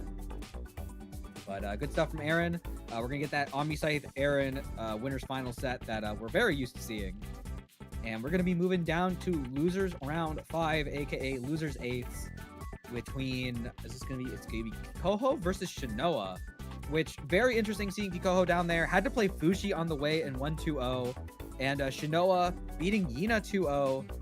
So this is going to be crazy. This is actually a run back of Frosty Faustings this year, where Shinoa did not beat the offline allegations of getting hit by overhead and below. It'd be like that. But we're gonna have to see how it goes online in this set. So Frosty Faustings grand finals, back at it again in Mashfest losers 8s. It truly says, yeah, this is how stacked this bracket can be sometimes. Both players are in. Kikoho on the left, Shinoa on the right.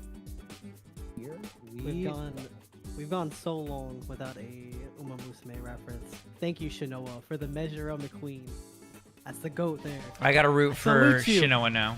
Now that I know that Shinoa's an Uma Musume fan, I'm biased. You know what I'm rooting for? I'm rooting for the Matcherino. We have code still. Make sure you actually put it. We don't have time to show it now, but put it in. We got a few codes left. We got 20 codes left. When we come back, we'll do it. There's 20 codes. There's 98 of y'all. Even in the YouTube, you can come over here and claim it. Alright, here we go. Oh, we're round start gunshotting. Is it PCL? PCL gaming? Oh no, tried to find that Rising JA. It was a little too far. Her JA, it goes out a little bit, but it's still kind of tiny. That was an attempted 2BC, I think, from Shinoa. Didn't quite have the space for it. Kikoho has a big button on this Warc champion. Calls out the mash out with low shield and the run under. Okay, Kikoho's coming alive. That's gonna hurt a ton. And now we're guessing. Nice. Oh, unblockable, and that's gonna be it. Probably tried to chicken block it, but went a little too high. Kikoho like not quite starting that pressure. So when the air hit did come out, was able to kind of layer it into the elevator, let it be. But there's a big TBC.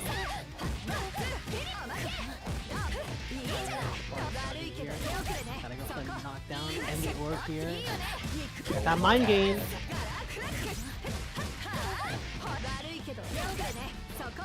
Alright, orb again. Catches the shield this time. That is the negative. What was So the we holding that. society? Perfect.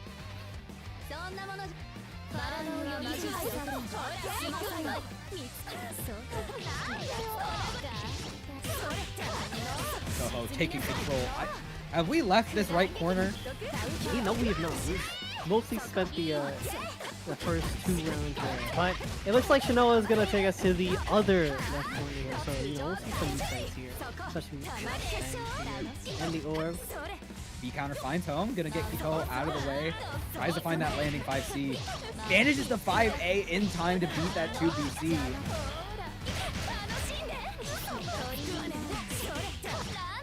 Just finish that off with air throw. You've got a good amount of bar. Oh no, yeah. The TK ring, a very devious option. And enough time to land to punish the heat. That hurts. Go up 1. You know, that Kikoho guy, he hit me with that like 3 times in a casual set we were playing. I was like, I swear, you do that to me again. I did not see him do that at the Frosty bracket, but I might have to rewatch the footage. I don't think he did, but he did That's that. new to me. No, he did that to me before Frosty's in a set we played, because we were rooming together, like, that event. I was like, look, you do that to me again, I'm kicking you out of the room. But we got the 5A closing match here. Kikoho catching up with the bar. Just going for the right side here, keeping on the pressure though. You are still plus. Finds the throw, gambled on like a slight delay to make sure to find it. And we're gonna catch that out early. Kind of awkward hit. Messes up the ODG as well. Gonna let Shinoa kind of mash out. And we're getting a combo off a low starter. Got all that travel. I know that they definitely bumped that move. They gave it a lot more travel with the Rekka. Oh no, didn't get there in time. Now keeping it going, using the meter. Caught a mash out attempt from Kikoho. We're gonna finish off with the rapid beat. Shinoa getting around.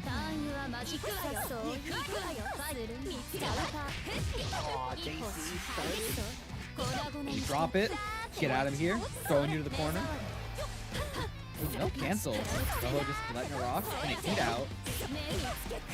That's an amazing pickup. I'm very surprised he got that. And I don't think that hit. Oh, it did hit. He actually landed in time. That's 5.5 off the whack. The whack confirmed. I'm sorry to see what you guys are saying. I'm kidding. Hold up. His writing is fire? Oh my gosh. Low shield blown up by 5C charge. Shinoa starting to claw it back. Super jump just kind of immediately jumped up. Very interesting option. ACCS. A little too far away for the 4C. Pops the orb, keeps safe. And catches a 2-1-4 attempt. Oh, you're dead. You died. You did not pass go. Did not collect $200. You're going right to jail. Orb jail. And Shinoa answering back on the board. Now we got the potential last game of this Frosty's run back. Like potential last game. Maybe if we flip Imp like $300, we get an extra game for this thing. Frosty Grand Final versus 3. But MD, yeah, just immediately press that. We are an MD. That moon skill looking kind of nice this time of day.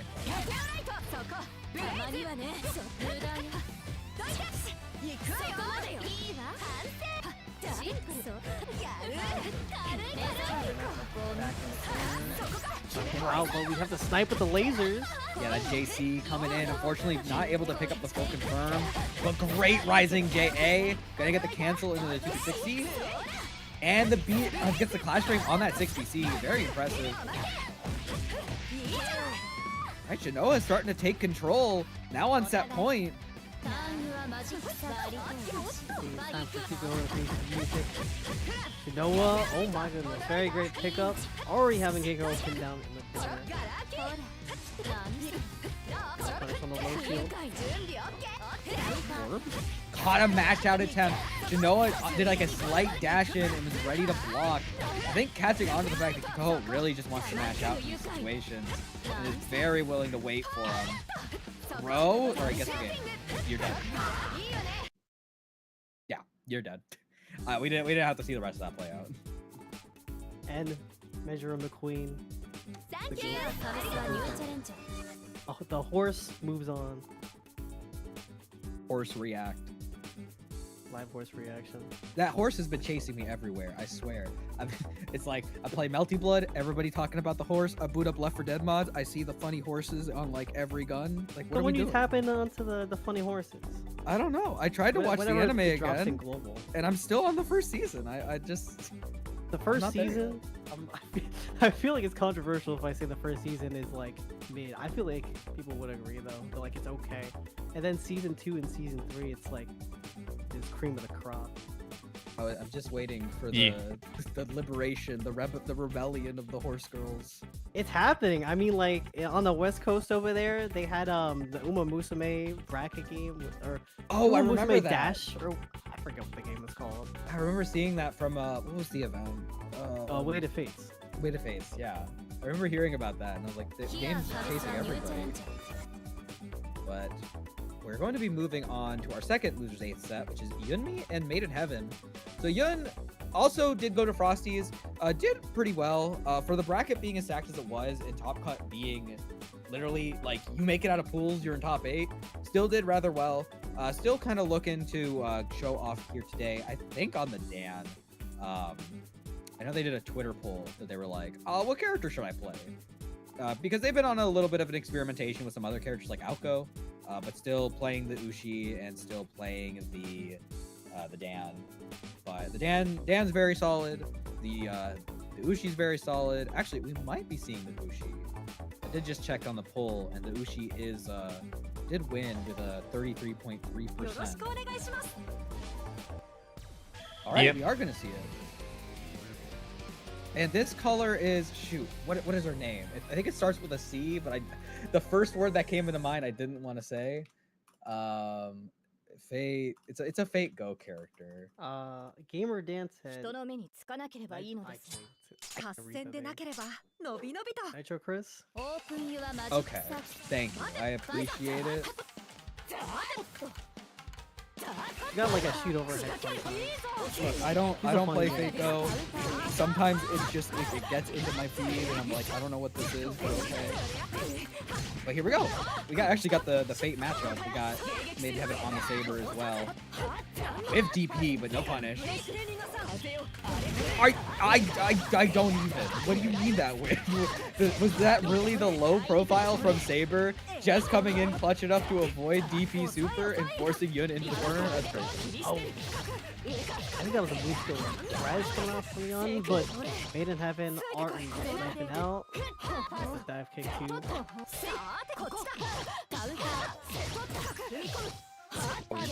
That's that Ushi health coming in. A very low health character.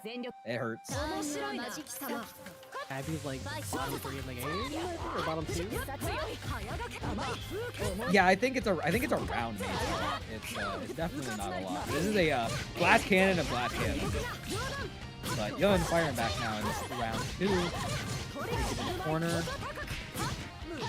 Throw, teleport. Didn't take the corner. Just gonna be meaty, but finds the overhead on the moon skill.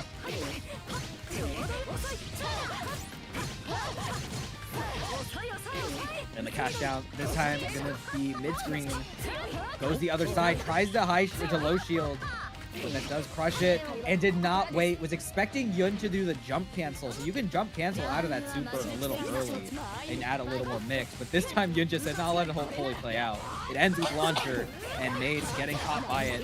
Unfortunately for Yun, threw himself into the corner, tried to high shield out and got punished, but not a full combo for Made. They're gonna start applying this pressure though. We got that 2C on deck, but great 4BC. Yeah, 4BC, one of those buff moves that Yuki has. The tool set that's so incredibly good for those reversals and catching your opponent off guard. Oh, there was the 5A, but no whiff shield. It can be a little awkward sometimes getting that. What a great B counter. Made was really trying to just enforce that pressure after the BC. Tried to find that moon dive dive. And Yun was just ready to punish him with the B counter. Now we are in meter. Finds the hit. Oh, you're dead. I think, yeah, this is gone. The on counter hit, you are obliterated. Yeah, that hurts a ton. Such a far away hit, but finds home. Yun gonna lose their life on that first game. MadeInHeaven going up 1. Already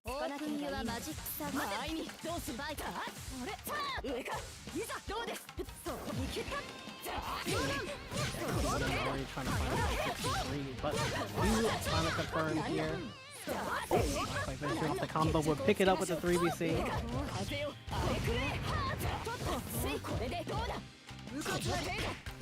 Gosh, got caught by that 4BC. It was maybe just a little later than Made was ready for.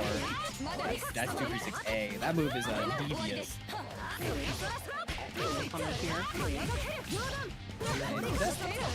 Yeah, don't even have to. Oh no! Wait, what? Yeah, no. That's unfortunate. That is such no way we go down like It's this. bleak. No way we go down like this. You can't let MadeInHeaven live. You gotta finish your food. And there's the 6-2. Ain't no way, bro. With his non-reversal DP said, I'm DPing out of this. I'm DPing out against Saber pressure. It worked though. 6-2-3 we trust. In 4BC we trust, but not that time though, apparently. Yeah, Yun got a little greedy, did that jump over after, and just kind of didn't really commit to much. Unfortunately, Saber will be having that rising JA. Gosh, what a matchup. There's the spend with the ball. Oh, corner steal time? Oh. I don't know how intentional that whole situation was, but like, the taking the corner part was definitely there. Makes it work and gets the shield punish that fatal.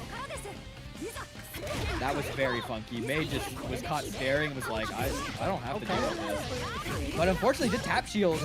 Yun waiting for the absolute last moment to get that BC counter, but we are not getting these CC drag downs. Oh my god. That's a great pickup, and you definitely pull off this. Just spend the bar. Just spend the bar, Yun. Just spend the bar.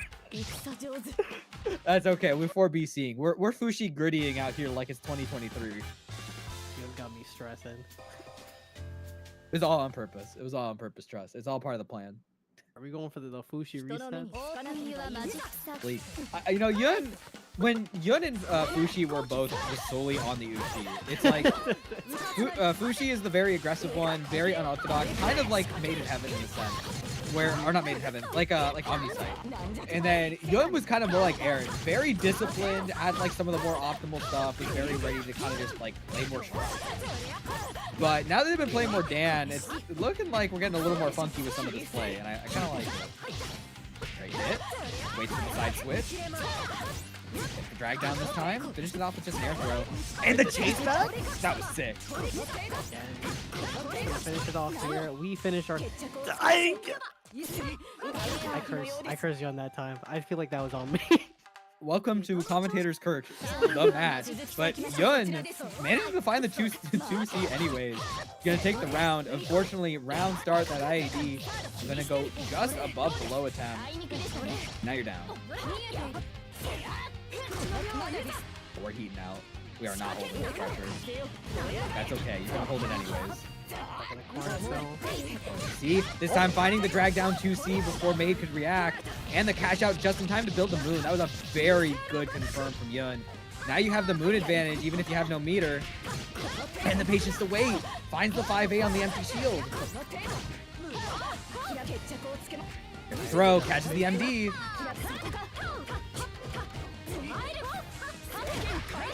They'd have a bit of heat out.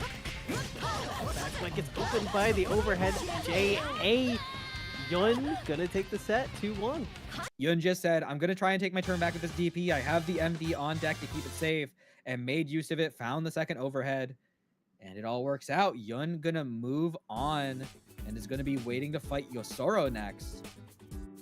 But that'll be a set we'll be seeing in just a second. We're looking at some of the replays here. May doing a really good job of applying a lot of this pressure.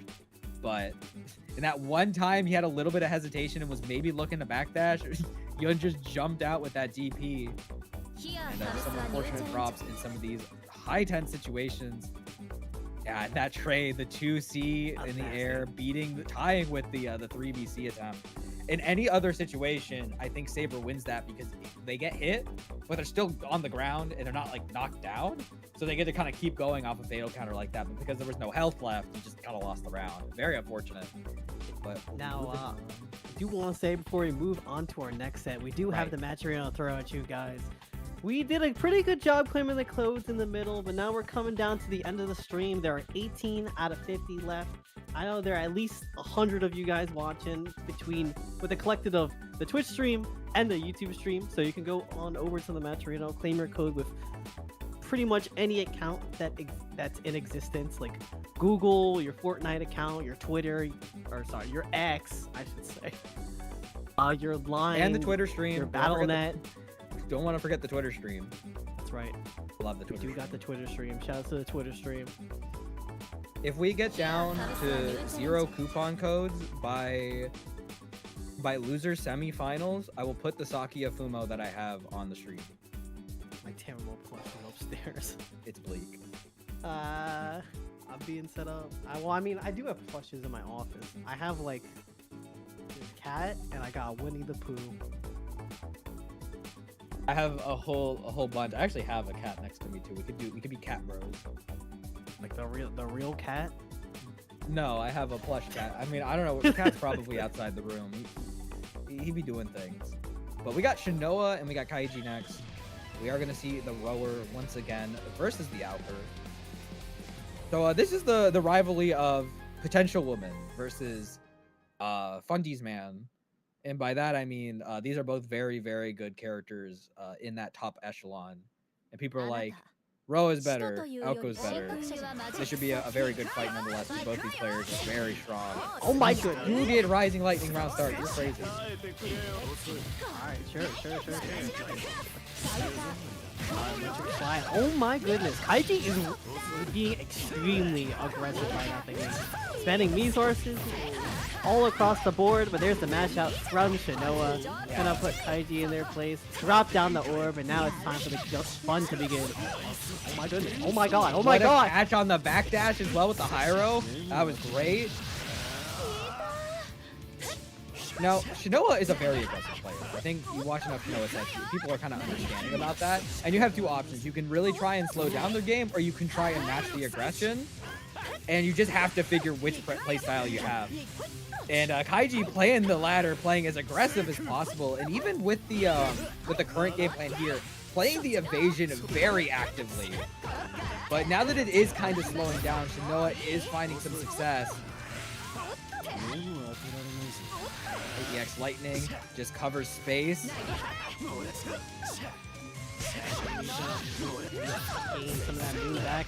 Do find the confirms that finish things off. Kaiji taking that first round, but Shinoa, going into this next round with a lot of resources locked up. JC finds home.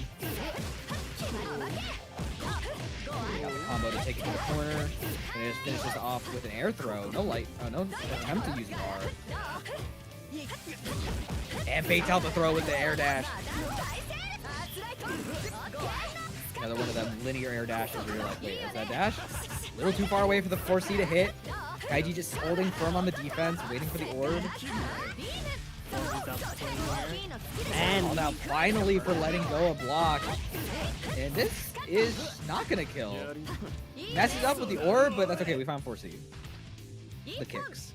That was perfect. That was a very long perfect. Shinoa not letting go. We're gonna get the air confirm into the meter dump. We're gonna run back that perfect. The blocks in the IAD in. Kaiji gonna start this pressure. We got the meter to keep it going. Got the hit, but didn't trust it in time. Wow, what a clash interaction. Second overhead finds home. That JA, very smooth. now you get knocked down left, right. Doesn't get high enough to avoid the heat. It's gonna give Kaiji time to sit back, trying to charge to get that moon back. Second overhead again, fine tone for Shinoa. There you go, hard knockdown. Ah, the delay. Just letting him get out of the corner with the worm. Gotcha on the way on out. Alright, now we're guessing. Tried to MD, the throw there. That is probably top 5 scariest positions to be put in. You get the Aoko Moonskill Orb where she puts the 2 down in the air like that, and you're like, are they plus? Are they not plus? Am I gonna die? And in that case, I tried to MD and I died for it. Very, very scary position. I think you just gotta feel the vibes on that one. You gotta hit him with the OmniSScythe. We are back into the menu for a second, taking a breath.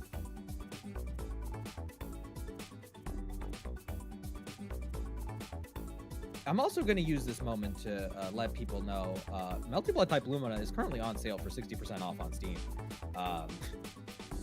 We have officially evolved, so we've had, I think, 3 sales. This is the 3rd sale that has been 60% off. So we are officially no longer 50%. This is, for 20 bucks, you get this entire game, and you also get all the DLC characters because they're included in the base purchase. It is peak. If you want every single round announcer, it's $36, but I don't know if you need those. I mean, there's also a Wonder bundle. Girl? There is a bundle? I imagine like has like the art book and the soundtrack. Yeah, so there's the separate one, the deluxe edition, which is the art book and the game, and then there's the complete edition, which has the voice included. But there's also a bundle where you can buy Melty Blood type Lumina with Fate Stay Night Remastered and Witch of the Holy Night. Both I have not finished reading yet. But if you wanted to get that and get a fighting game for your trouble, it's there. You know, oh wait, no, because I was gonna say, very weird that the Tsukihime remake isn't there. I forgot it's not on PC yet. The leak.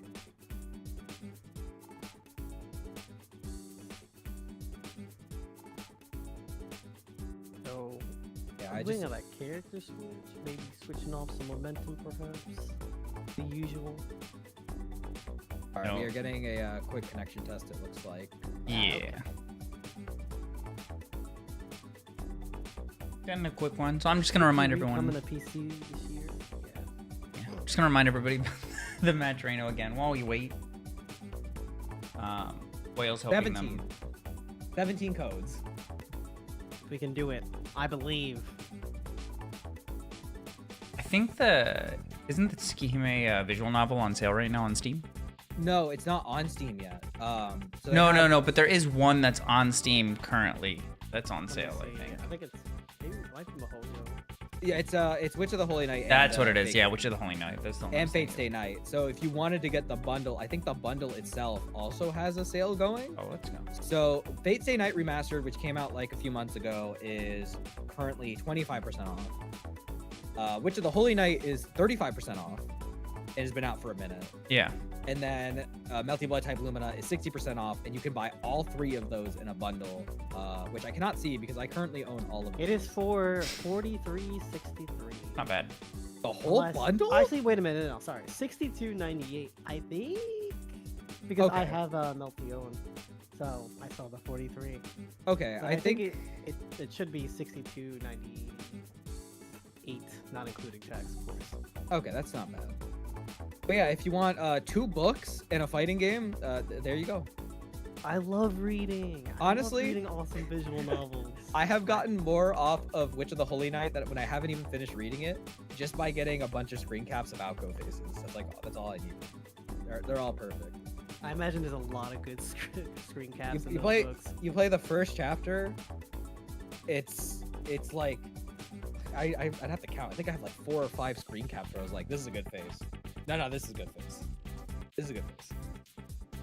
I love me when the visuals are very fun to look at. Yeah, they got good CGs, I imagine too. Yep. There have been some good ones. I was reading it with a friend one night, and I was just like, hold up, this is kind of cooking. You get the music flows and all that. Meeting him with the action. And some parts where I was like, oh man, I feel like I'm getting places, and it's like, no, you're maybe like halfway done. Oh, man. I've only really like watched like the anime or like movies for the Fate stuff, and I've listened to like the soundtrack of like everything else. I mean, have you seen Kara no Kyokai? I haven't. No, that's like. Oh my! Oh, you gotta tap watch in, that. bro. Like I am not a Fate person. I got into Melty Blood first and foremost, and the only thing otherwise was I played Tsukihime. I read Tsukihime, and then I read the remake, and that was kind of it. I've been reading Fate Stay Night on stream every so often to kind of catch up. But like my Fate introduction was I watched a few episodes of like the 2005 anime when I was in like middle school, and I was like, eh. Then I watched what was essentially that, like a knockoff version of it, and I watched that entirely from like the late 2000s. It was not Fate related at all. I've watched various clips of Carnival Phantasm on YouTube, and then yeah, that's about it. Honestly, I really just haven't taken it up. I'm trying to get into it now, just to like take it in and be like, let me see what this all is about. The hardest part is when like I get something Fate Go related and there's so many like historical characters that I'm just like, oh, okay, that's them. There's a lot. FGO has like so much content. I can't even begin to like explain. I don't even understand or like have consumed half of it even. Here's the best part. So I know before the stream I was talking to y'all about a video I'm working on where I was playing Civ 5. So in Civ 5, I was playing as the Celts, who are led by a person named Boudica. And I go look it up, and I'm like, wait a minute, I think this character's in Fate. And I look up the character in Fate, and the Civ 5 model for Boudica looks so different from the Fate Go Boudica that I'm like, this shit's two different characters. What are we doing here? But it's been interesting to see. I like to get into all sorts of different stuff just to see what's going on in my blind spots. That and all the retweets. You follow enough Melty people, you get your Fate dose injected into your veins after enough time. I get my FGO, I get my Suki, which I'm very glad I do see Suki stuff and just like artwork or people playing the game. It's one of those things where like the most Tsukihime stuff you end up getting at like a major for art is like plushies, because there's very little art. So it's always really interesting to get like Tsukihime related things. Like when I was at Played last month, I don't know where I put it, but they actually had an Arcueid poster, and I bought that frame one. There's like a few people that do. I wish I could say their names, like I memorize them like off the top of my head. But I know, especially if you go to a lot of East Coast tournaments, you'll see like some Melty stuff here and there. Like they have like the maids playing video games. There's a guy who sells like Common Writer posters with that too. I think you probably have seen that person around. I know Spindrift. They're an artist that does a lot of Tsukihime stuff, mostly Ciel, but it's always fire. I think they literally just had a new one come out like recently, and I've been telling people like some artists that I know are like that I'm commissioning. I'm like, I am going to commission Melty Blood stuff. if someone got to do it, if someone got to throw money, it's gonna be me. I know I got one of my artists, people that I kind of know. I'm not gonna say I know them, other ones, and I was just like, here. There's also this person who like makes the these charms, like the cat style charm or the Neko style charms, Gaki. They're at like a lot of events that I see, like whether it's like East Coast or West Coast, Midwest.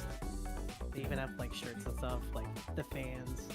I don't have it, like I can't really show it on camera because it's like pinned to the wall, but I have like the Neko Warc fan that they made. I think while we keep doing the connection test, I'm gonna just keep the bracket moving. We're gonna pop over and run Yusoro Yun. Okay. Gotcha. It seems like it's getting slightly involved, so I'm unfortunately gonna boo both of these people out. Which means I will have to remake the room at some point. Alright. So we're gonna be swapping on over to good old Arcueid and Ushiwakamaru, excuse me. Yeah, I think it's an interesting matchup from the Uchi perspective, because Arcueid does have a lot of tools to chase you, and it could be a little awkward to kind of challenge some of those buttons as Ushi. On the other hand, because you know they're probably going to swing, you could probably poke around. But on the other hand, if Yosoro catches on, and Yosoro's a very big shielder, you could get blown up for things like 4BC or 3BC if you're trying to like outpace the buttons coming in from the Arcueid side. So we'll have to see how Yun plays around that. But this should be a very good set. Yeah, I think we were speaking before with this character. Like bottom 3 health in the game. You get opened up by Arc. That's like a third of your health gone, essentially. Yeah. And I think one thing Yosoro has been doing well is very concise knockdowns. They get that knockdown, they run the set, they say, you're gonna hold my blocks, and if you don't hold my blocks, or my pressure, you're gonna die. I think out of everyone we've seen tonight, probably the most consistent after getting that hit. Just some very unfortunate drops in their set with OmniSScythe that brought it a bit down. But otherwise, very, very consistent. We'll have to see how it goes here. If he can keep Yun down in a similar way.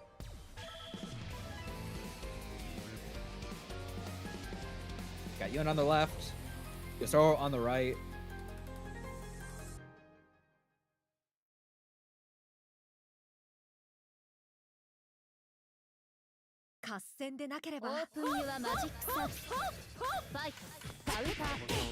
Oh my goodness, 5A mash to start the party. That's what you definitely want to see if you're Yosoro. Doing big chunks of damage, and we already have that second counter shield to be able to come off the wall, just like their counterpart Warc. And that low snipe again with a 2A. We've been seeing that all night actually. We're constantly getting that on OmniSScythe. Kikoho. 4-way mix now with the meter set, and that is a perfect yet again to add to the Sora. Help me! Alright, you're out of the corner. Unfortunately, you lost the round for it. But it is. Oh no, there we go. That's that 4BC getting it slightly spaced out. I heard. No, got caught at the end of the dash. Not able to block high. Yun taken to the corner. Goes in for a jump in JB, and it finds home. Sora ready to block low. Alright, corner shield. Does get it. Does the 5A whiff shield, it looks like. Unfortunately, not going to win the shield interaction. Yeah, and 63 there. Want to start whiffing. Not being able to take it the full mile. So Yosoro's going to be very quick on the chase down. No pick from off the 5A. Gets not shielding. Blocks the high. Oh, yeah. That's really what they do, but because Yun, when they do that, they only go slightly airborne, so they were able to kind of like shield and land and still punish the shield attempt. Now, back in round 3, Yosoro taking it to the corner. A little late on the punish, wasn't able to catch Yun in time. We're stuck. I think that's back down. But we do run back interaction, finding that beautiful JC. Yeah, 5C charge not quite hitting so high. Gonna give Yosoro the space to get that JC. Tries to Moonskill DP out. Great reaction from Yosoro to get the cancel. Fortunately, doesn't keep it going, but applying a lot of pressure. A good hit here will kill. Yep, keeps it very simple, despite goal. And Yosoro gonna take the game. Yeah, very nice last job in that instance. Just trying to find some reversal or some heat attempt from Yosoro. From Yummy rather.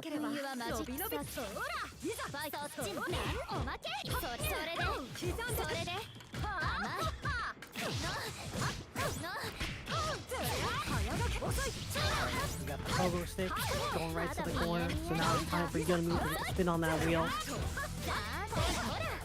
Immediate PC works out. I think that's one really important thing about being in the corner. Is sometimes you really have to make a split-second decision on which button you press. If you give the opponent any time after hitting your shield to like sit and see what option you go for, it makes it a bit easier to get punished for it. That time just tried to hold it and got punished by trying to mash low. Yasoro on set point.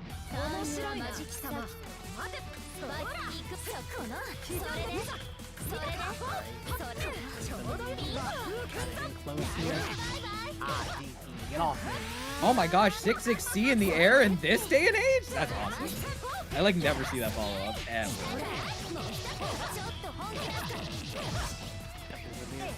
Go right to the corner here. Finding the hit, not quite getting the confirmed here. Oh, beyond these. Getting the heat. I thought Yosoro was trying to do that 5A into a shield, but was trying to keep the pressure going, it looks like. But that's okay. Still have Yun stuck in the corner. Unfortunate drop. Bro, just keeping chase. You have Moon, you have the meter, but tries to jump to meet that drag down J2C, finds home, and it's a fatal.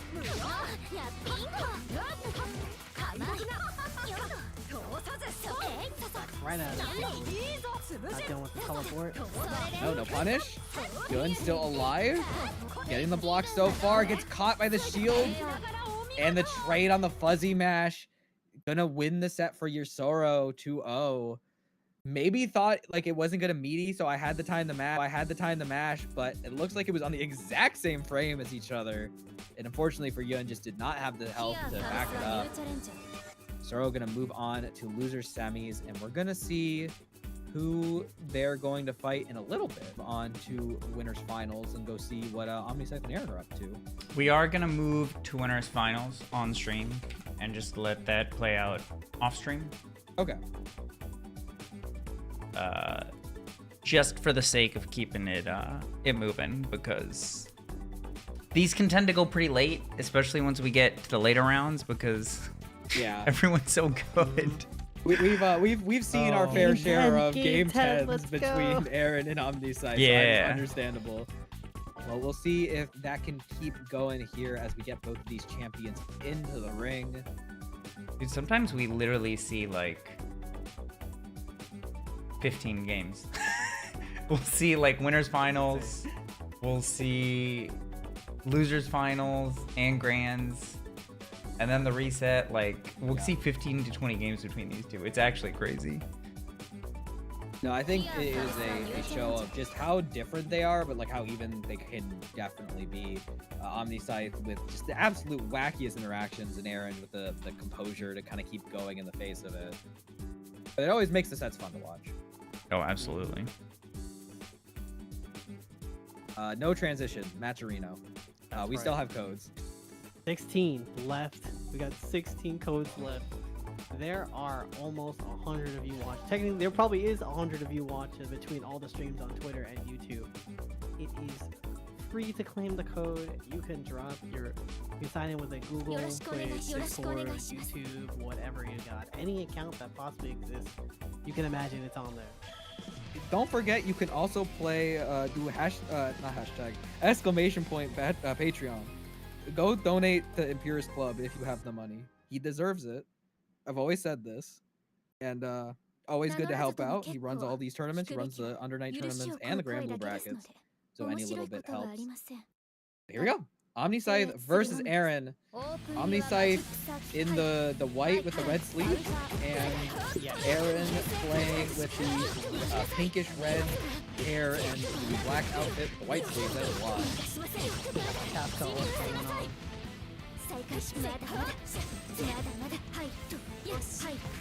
Yeah, two different flavors of PCL to balance out. I'm kind of surprised OmniSScythe didn't want to try going Uchi or some other character, but I get it. We're fine, you know. You gotta wake up in that preseason. I don't know how available the Uchi is right now. I'm not gonna lie. May just be like, I'm still not very comfortable with the PCL. She's getting back. I might want to make sure she's doing okay first. A little health check. We're trying to fight out of the corner right now.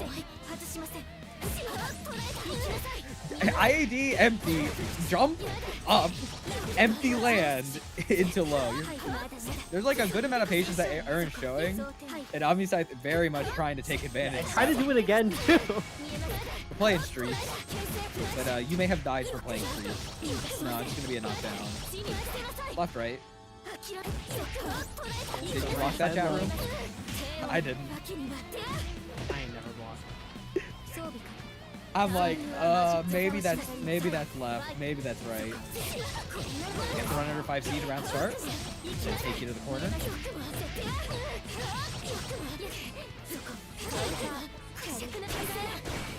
Oh Beautiful. my Beautiful. Tried to come in. Good on Erin to just immediately cancel the DP. Calling out OmniSScythe's more aggressive behavior. Trying to do the second part of the Rekka.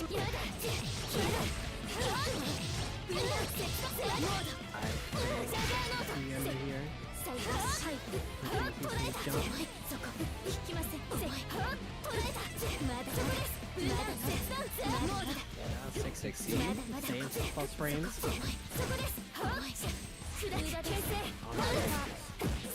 Until we press the button. But still, find our way out of the corner and right into Erin's arms, unfortunately. Yeah, we're gonna kill off of this. 15 to DP. Back in that damage.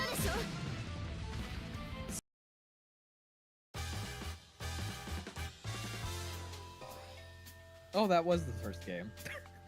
I don't know why. I thought OmniSScythe took that last round. I got lost.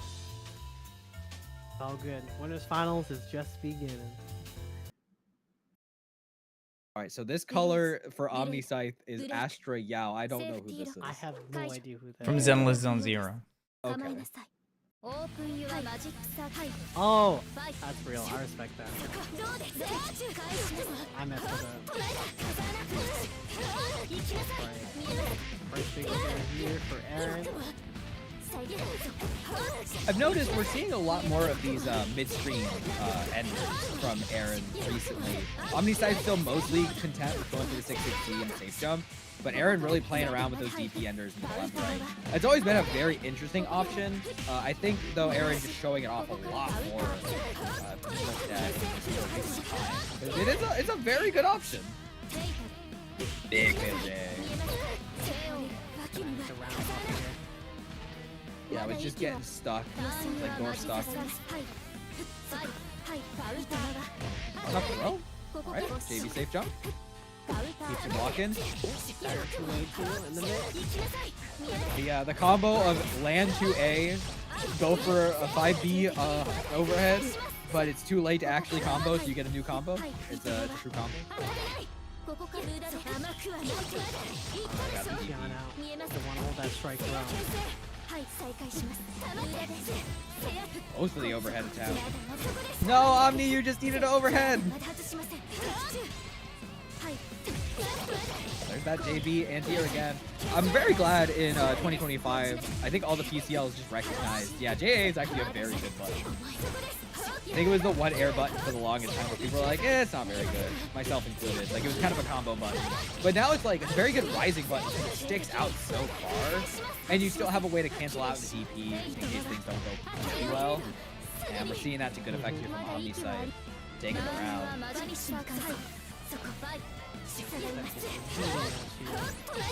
Trying to get that opener with the 5 scenes, but Erin passionate with the JC. Get the wall bounce there with the 236C. And that's going to be what, 4.3? 4.3. That's very nice. Chunk of damage. Great call on the IAD again with the EXDP.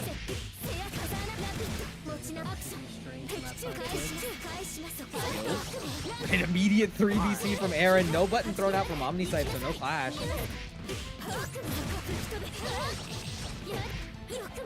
Finishes it with air throw.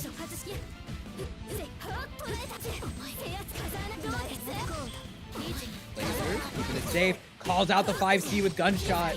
Gonna get OmniSScythe out of the corner. I'm interested to see if we are gonna get a key after the 660. Have a little bit of health to make back for it. There it is. Oh no! That was maybe 236B. Got DP instead. Now the situation very sketchy. OmniSScythe still with MD. Running out of it on some of these shield attempts. Oh, what a jump shield. Counter heat from Erin to get Omni off of them. And now that is you bet. Erin has hit you with the money button and you are getting blown up. Really, I love that interaction. That whole situation was just keeping an eye on each other's resources, really just trying to play around that movement. Erin was really just trying to push Omni like further and further into the corner, and really amounted to a lot by the end. And now Erin up 2. Need one more to secure the win and move on to Grand. But Omni fighting back. Yeah, OmniSScythe getting the two-way confirm here. Arguably pushing to that corner. 660.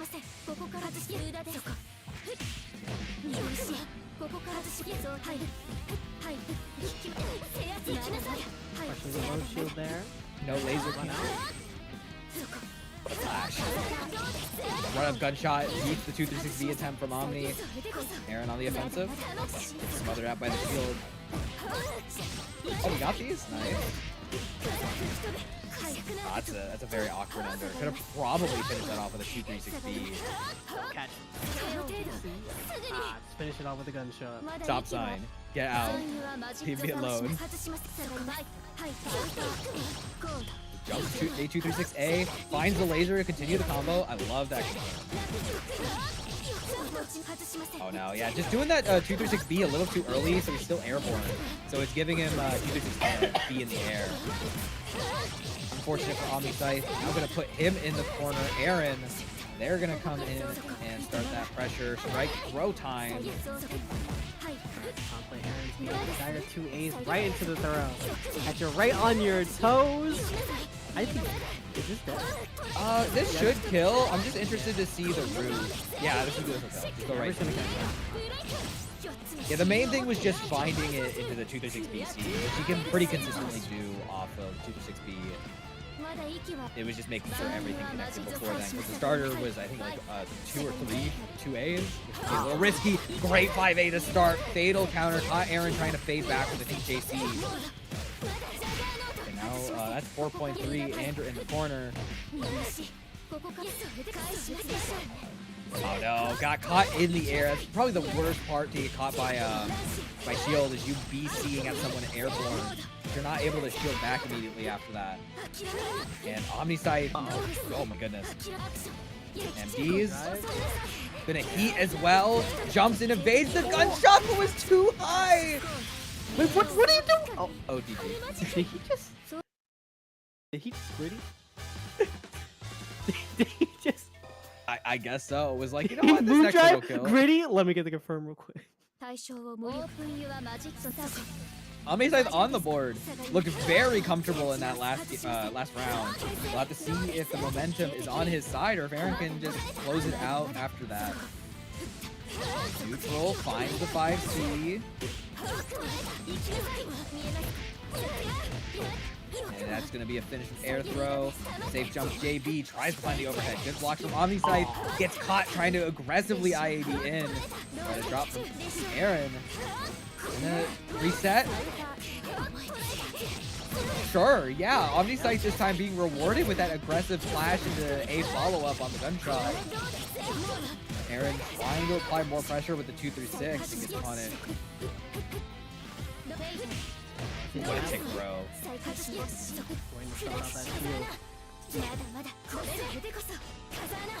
Right, shields the unblockable low.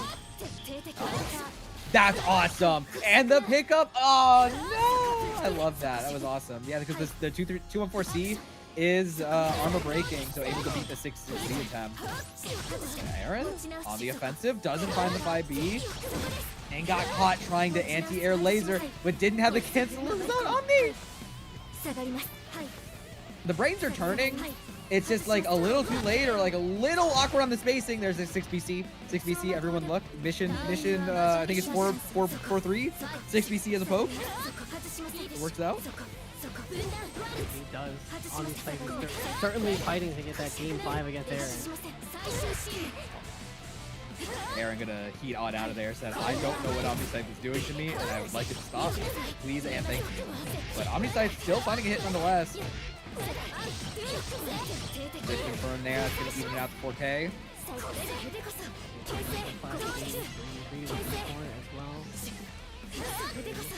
Still trying to find their way out. Trying to avoid those J8. Stuff out Aaron's attempts, but Erin getting the confirm. This time. Up the damage. Yeah, 660, gonna go for the meat. Oh yeah, going for the safe jump. Able to punish the DP attempt. Are we gonna take this to the corner once again? Yes, we are. 660. Here's that safe jump again. Applying the pressure, gets the tech on the throw. OmniSScythe forcing Erin back. Oh, that's aggressive JB. That's fatal on the JC attempt. That is a chunk. OmniSScythe could win this round here. To get the bait on the heat. Erin playing a little too cautious. Waited for the... I think? No. Wait. No. No. Well, hopefully they stay in. Yeah, I think Omni could have gotten the kill off of that with a 6 BC. Yeah, it's just me, Okay. which is better than the That's alternative. tough. That is so tough. I know Omni didn't have like the build for the third bar. I think could be wrong. It was close. I think he needed to MD it to maybe get like 6 BC and extend the combo a little longer, but it was possible it didn't. I think from how long we're waiting, it's possible that it doesn't come out. And they have to win one more interaction. Omni, no, it finished. They just also got stuck. Okay. Omni did take the game. So it's All 2-2. right. I'm assuming the room is messed up, so I'm gonna remake it as well. Okay. All right, so we are indeed getting that final game 5. We were just saying it before. Always game 5. Always go to game 10. That's how it would be here at Mashfest. Yep. I need someone smarter. I need Makoto Fox. I need Makoto Fox to do a VOD review of the interactions in this game. Like in this like specific set. Because there's so many like minor things that are changing between the two, or just the options they're going for are they're so unique to the character that it's been an absolute blast. And I'm trying to keep up, but there's just Akiha. so many. I mean, that's probably just the character Erin has, because they've been putting a lot of time into the Akiha. I do remember that after Shijo won. There were a few people trying out the Akiha. I think even before then, Erin was actually playing a bit of Akiha. I think they were about a month in by the time Climax happened. So they're getting their investment in. Oh, are we on the nighttime Mario stage now? Yep, it's a classic. I'm pretty sure that's part of the bingo card. Oh no, got the JA but wasn't fatal, not able to find the confirm. Now OmniSScythe is out of bar to start the round. Erin finding a huge 5 seed.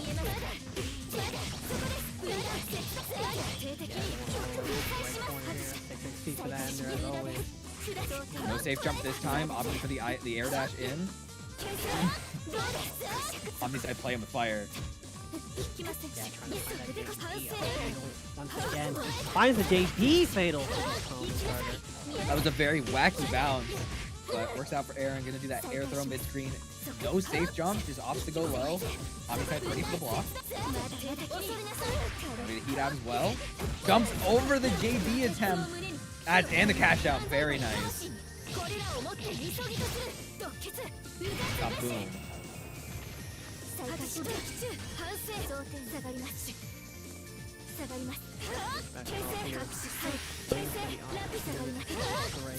Beat the gun record that OmniSScythe been catching them with. Falling JC. I respect OmniSScythe's attempt to 5A it, maybe trying to catch the extended hitbox, but Erin fades back just enough to avoid it. The launcher kills Erin on set point.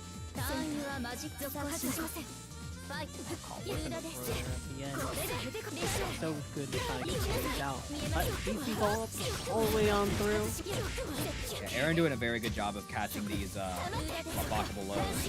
I know Scott recently released a video talking about the PCL matchup or just like character in general. And one of the things they did bring up is the PC attempt on Oki. So probably Erin, who helped a lot on the writing for that, was like, you know, I should probably just work on blocking this more specifically. That everyone's gonna know. Yeah. That is the blueprint. 336, BB, 660 to the corner. OmniSScythe goes again. Blocks the overhead. Finds a jump out. You're so cool. You're so cool. And gonna finish this off with a DP ender. So we get a left right off of this. Good air throw. Caught the attempt to air dash back. OmniSScythe was already a little too far committed. And attempts to 6BC out, but we cannot be doing that on wake up when people flash. Erin with the right reaction, and that is going to kill. Erin taking the set 3-2. Gonna sit in grand finals as we wait for our next match. We're gonna be moving down to losers semifinals. But do we have our replays for this game? Because there's too many things to kind of watch back on. There's been a lot of stuff going on here. Yeah. We got the ender here. 6BC and to hold this from Erin to win that first game. The footsies here. Erin finding that rising JA fatal to catch that movement. It sticks up in a way which can cover quite a bit. And then just enough here to cash out for the game 2 win. I love the after images on this. That's so cool. I love the style. The polish of this game will always be so top notch. Yep. That's why it's on sale. One of the best looking fighting games and playing fighting games on sale for 60%. ECL got that impact as well. Some of this stuff, it hits like a truck. That's kind of awesome.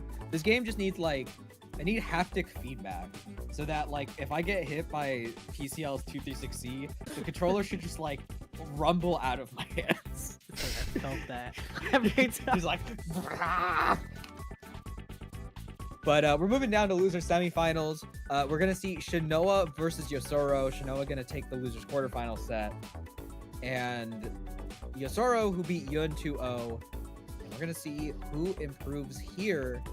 And how are we looking on the Matcherino? Did we get all the Matcherinos done? We're not doing so hot. No. We're not doing so hot. We still have 16 It's bleak. codes left. We need. It can't be we need bleak, Falcon to guys. come back. Falcon Kaze, please. Yeah, well, remember we hear do us? have it there. I think, what is it? 150 for top 4, 300 for top 4 payout. Yeah, 150 for top 4. 150. All right.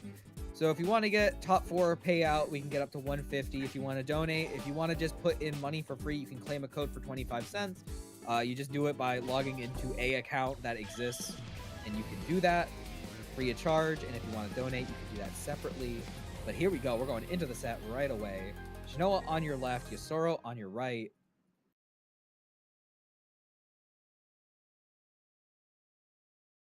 Platt, what did you mean watch this? What did he mean by this? I got no idea. Okay, Shinoa fighting the high, starting off. Take Yosoro to the corner. And hey, landing JC. Oh, what a Running up trade. over the blue skill like Oh, we do not have those. We do not have it on. Yosoro gonna take Shinoa to the corner. But still a lot of damage put on Yosoro by Shinoa. Just has to make it out of this block string, which has been absolutely devious for a lot of people in this bracket. But Shinoa gonna wake up DC. Run and throw, okay. Orb time. back us right out. Did we get caught too? That Crazy. 2BC so devious, bro. Oh, we're mashing out. Shinoa able to find the 2C. Very fast low. Manages to cover a bit of distance as well. Very scrappy first game. We love to see it. Here. Oh, That was a very good 2-2B. Very, very small gap in the pressure, but it was there. And Yosoro managing to also get the 2-1-4C ender for that left-right. JC, 5C. That's all right. Gets caught a little late trying to do 2A. And Shinoa taking Yosoro to the corner.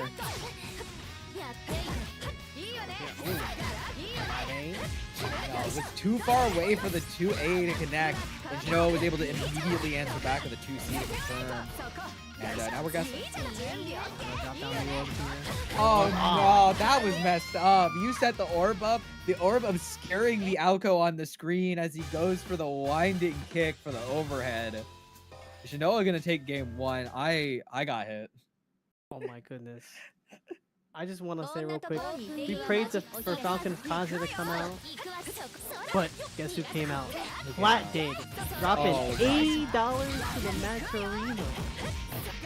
That's crazy. Thank you, Flat. Read Muramasa.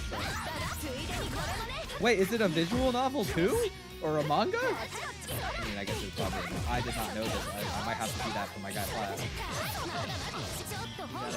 It is a vid. Okay, I guess I'm gonna have to go do it. Send me in DMs, please. You will stream it. Flat is spreading the agenda. Alright, getting that into the corner is Yosoro. Bit of damage. Delay JC goes for the IAD. Just a regular air dash. Gets opened up on a shield.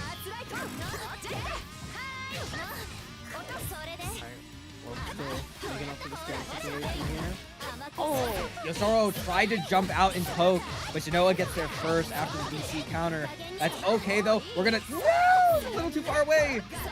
Great blocks though. That was very tricky with Aoko coming from above. Unfortunately, gets caught mashing right after. Shinoa still a little plus after all of that. And this is set point for Shinoa. Yosoro losing the MD as well. Yeah, mix up. Anal JA, but no confirm. Was a little too early. That means you do have 4 bars meter. Get the confirm as well. I love this confirm. Getting it off the wall splat with the claw and still keeping it going from the ground. What? Huh? The stone hat! Stone hat technique! Is that the first time we're seeing that tonight? Yes. Oh no. Yosoro tried to 2-2-B out, but doesn't go far enough. Noah gonna take control. With a good combo. That gives a nice 3.9 orb time. I need to talk to him about that neutral jump he's doing. It looks very interesting. Down, not able to take it the full mile. Shields the 2BC reversal. And this isn't enough to kill. Drops it. Shinoa gonna pick up his wallet. Finds the high. This isn't gonna be enough to kill, but you get one more chance possibly in the corner. Orb. Patient. Oh no, gets caught matching to a low. And even though Shinoa dropped it, picked it right back up. And they are gonna move on to go fight OmniSScythe in losers finals. Shinoa with a bit to climb, but very well done.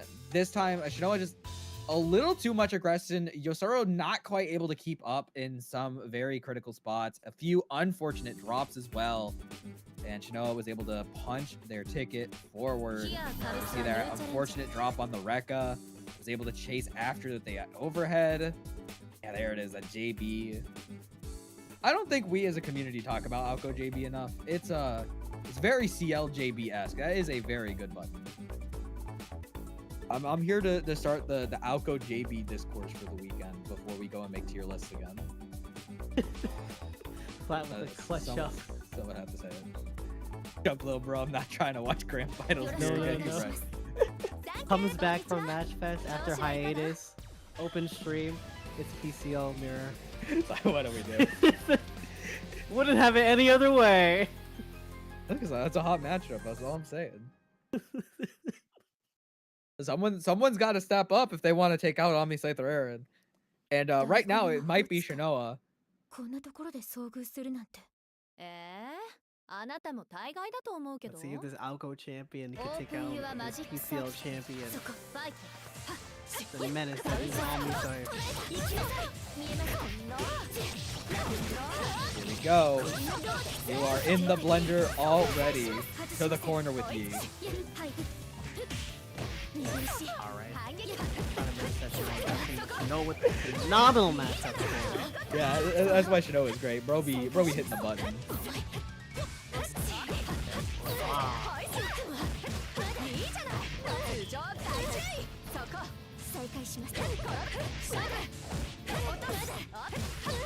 Once again, setting up some easier shenanigans. An end here. I'm still forced to hold this. Oh, tried to up back to get the JB to land to get a hit. Wasn't quite able to get it, but we do get a nice pickup from the DJ call.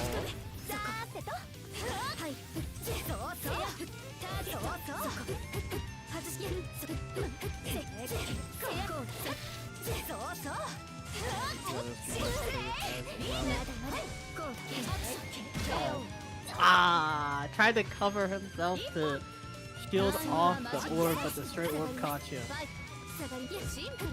Really do like that. That 236C actually spaced that out? That's crazy. OmniSScythe finding a good hit. Chill out with the corner. Bonk, bonk. He's gonna go with the overhead. Damn response we had.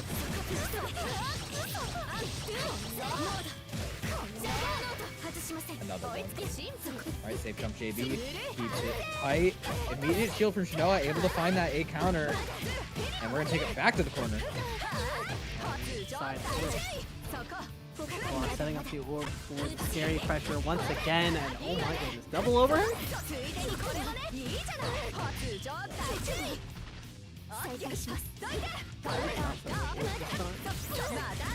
We go for that pressure here.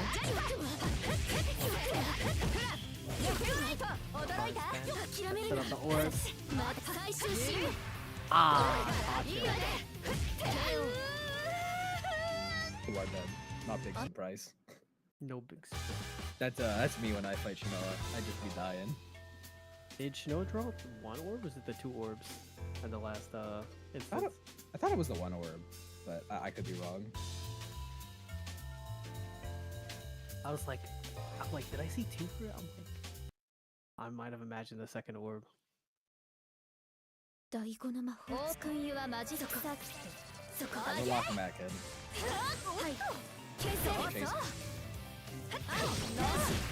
I got Shinoa a little too aggressive trying to run in with that. Very good. Very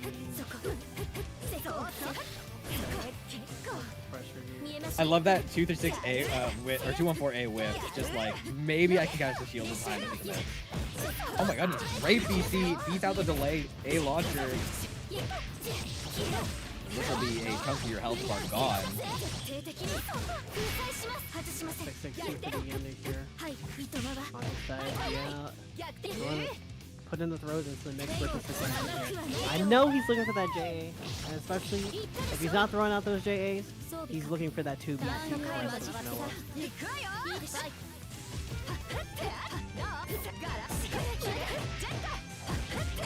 Goes there.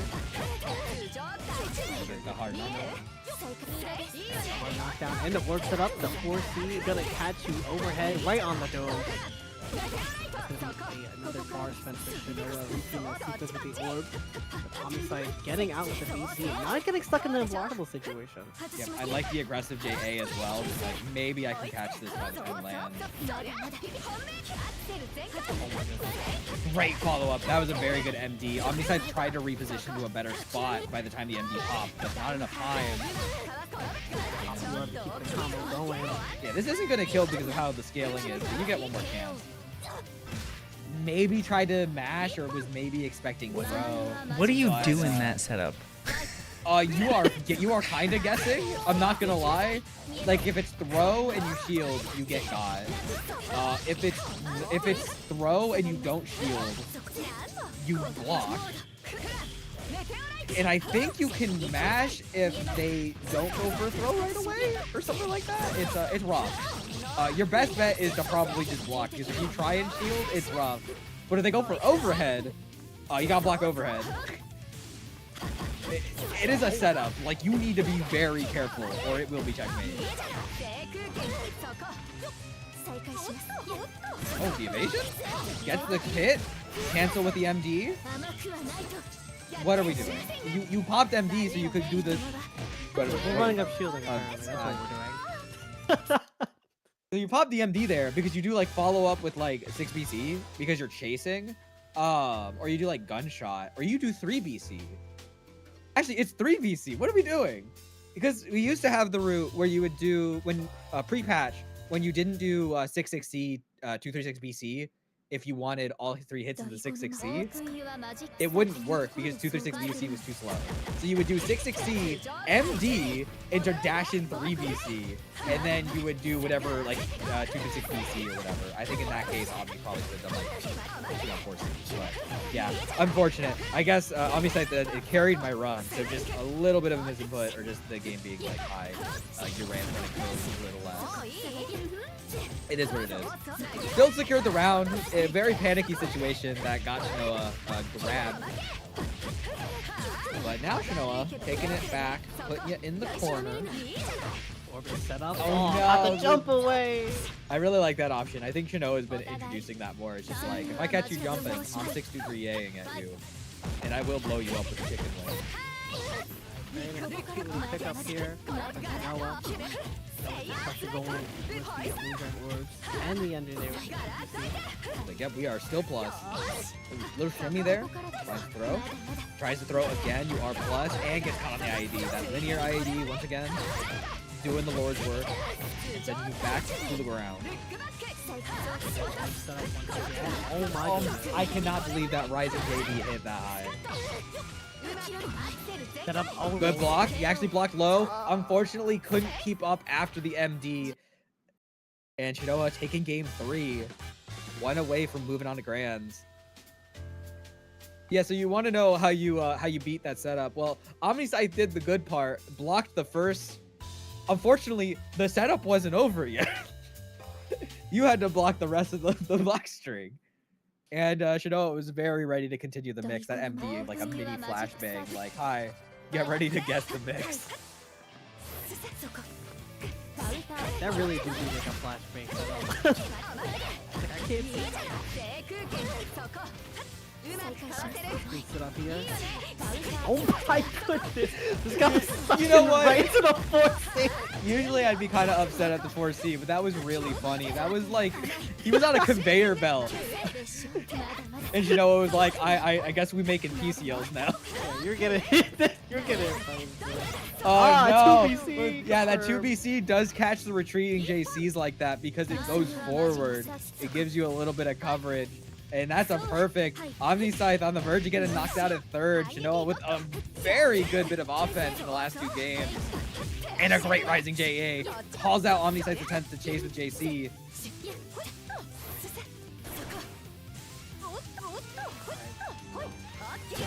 Trying to navigate the neutral around the orbs, but what you gonna do when you get the gun to the face, man?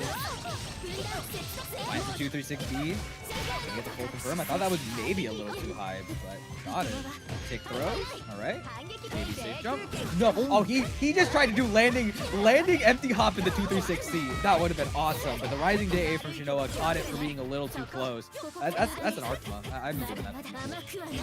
And you are going to take a trunk for that. Yeah, this is going to be a hard knockdown, and depending on the hit, I think you just kill here. Oh, get the throw. Right to the orb off screen. Yeah, not going to be enough. We need 1 more.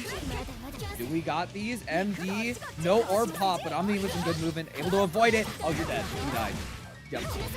And then actually, this probably... Oh, we're just going to use the level 3. Okay, I think if Omni played his cards right, he could probably only have done a 2-bar ender. But you know what? At this point, you have no health. You just need to make sure you secure the kill. You're going to be coming at this with no moon as well, but you at least keep a single bar. Double orbs. Going to let Shinoa start the offense, and there's that standing low. Hitting low right in kneecap to the corner.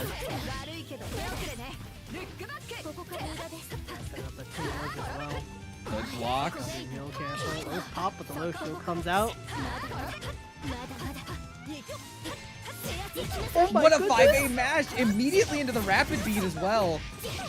OmniSScythe gets out. And gonna 6-6C out. We're gonna get a nice little safe. Oh no, doesn't get right over the safe jump. Here. Oh, trade. We're getting some aggression on both sides here. Both players swinging after. Fade 236. Shinoa doesn't bite. Chasing with those JAs. Oh no, held the shield. OmniSScythe taking full advantage, going for low 2C. not going to be enough to kill. You're not going to get the health bar build. And the drop, that is critical.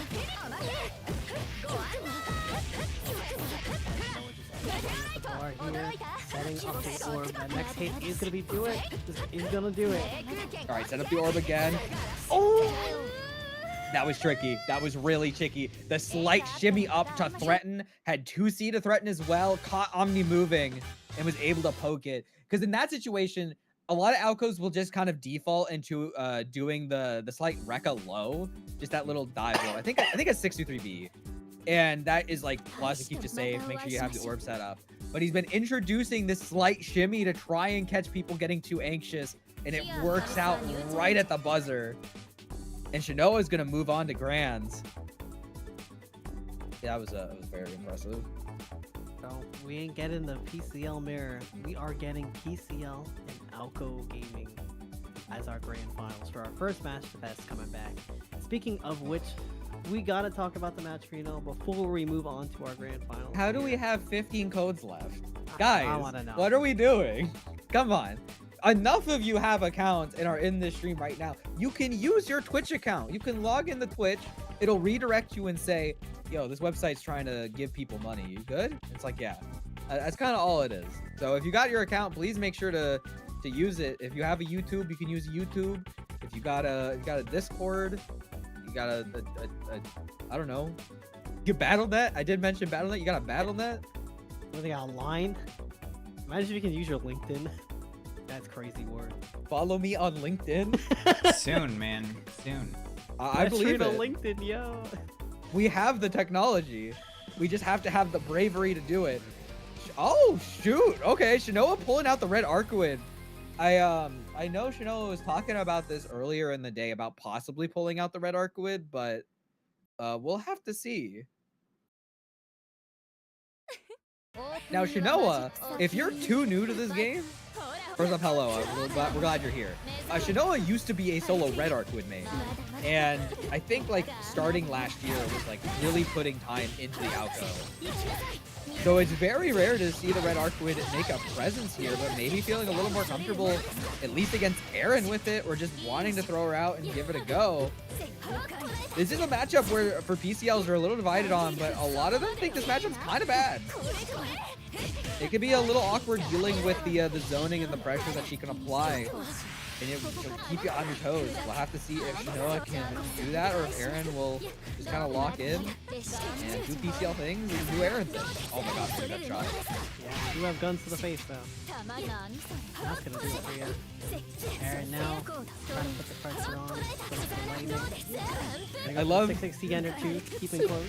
214A charge laser right in front of the opponent. That's very gutsy. And catches a throw attempt from Shinoa, and that's going to be a kill. Erin on the board with the round. I've been noticing.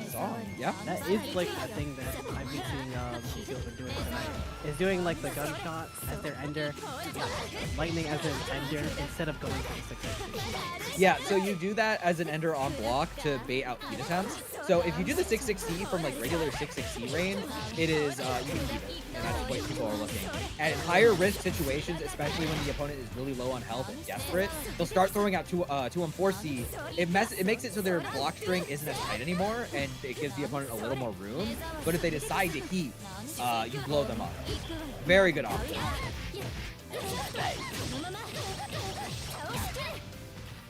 Left, right, same side? No, I got it. Yeah, this is a full jump over after the slight walk back. 660 ender here, you definitely want that corner. Keep the pressure on Shinoa. Going in for the throw here. JB safe jump, tries to go for the overhead. Good block. Delay 236B. Erin was ready for the shield, but he's still holding low. Noah's gonna get that hard knockdown. All right, what are we doing? Ring Oki? Those are the slide. Oh, yeah, good match. We're trading MDs. Great chase, but we don't have the air interactions.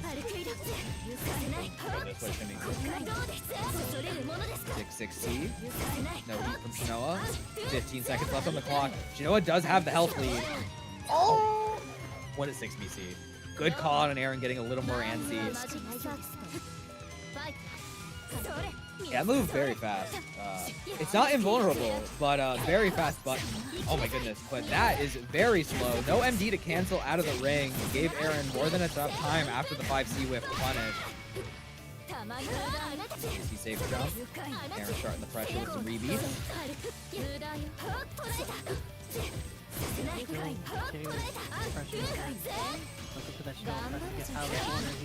Oh my god.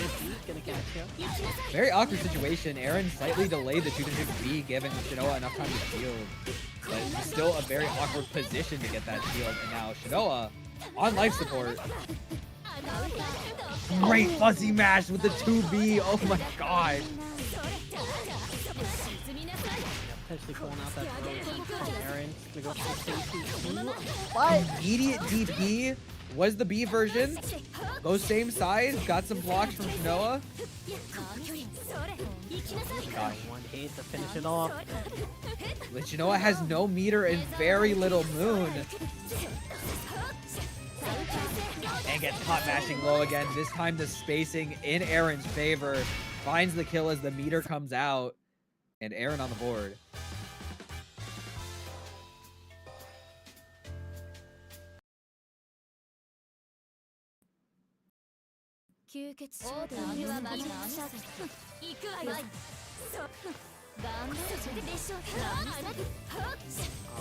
Erin immediately getting close to starting down.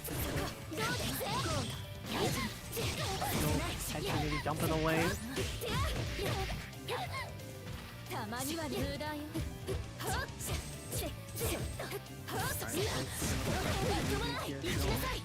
Getting caught once again. Another chunk of damage. Coming up.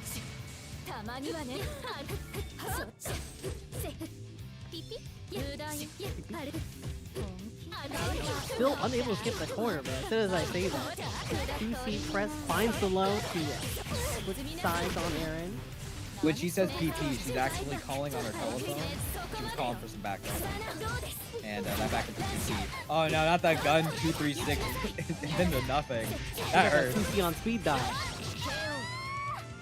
That hurts. Erin taking another round.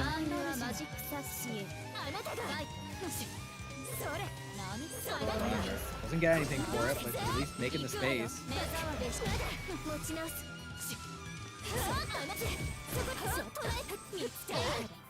Oh my gosh, the JC catching, both players IADing in. That was true. Yeah, it was very scary. Teleports, Erin playing calm. Oh, I don't know about that jump back shield, but it works out. Erin keeping the pressure going. Gonna send you to the corner with that slight delay into the 236B. Oh my god. Whiff 5A. I don't know if that was intentional to whiff, but Shinoa immediately mashing on reaction. Gonna take Erin to the block string dimension, finds the throw. Not able to combo off of it, but catches the jump back. Yeah, that was a big one. Erin trying to play evasives, but Shinoa was ready to follow up.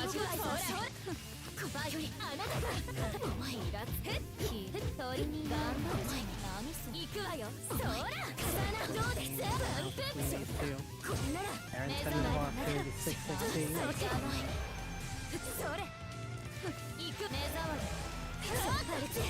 Jumping JC. Erin trying to play at range.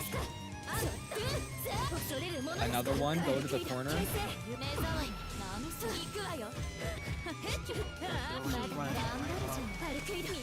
Yeah, Red Arcueid has the run speed to really just kind of jump at you. And there's a staircase. Air unblockable. Hard knockdown for good measure. What are we doing? JC safe jump?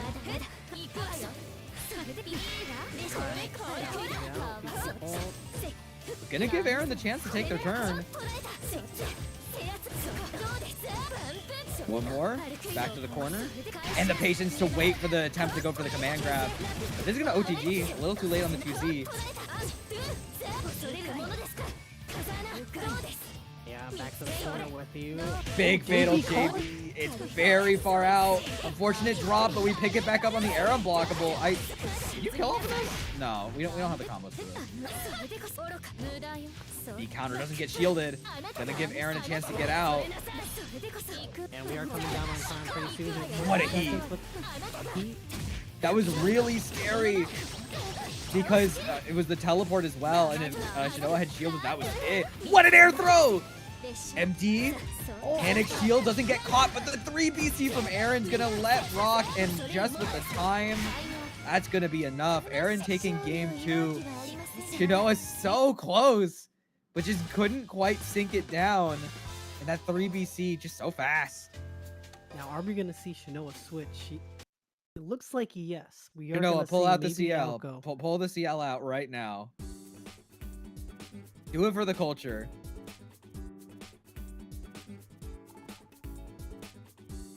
The culture, perhaps. I've seen the CL. The CL's okay. I've No. never seen the CL ever. You got the Aoko. Workers. It's bleak. Time to hang up the work.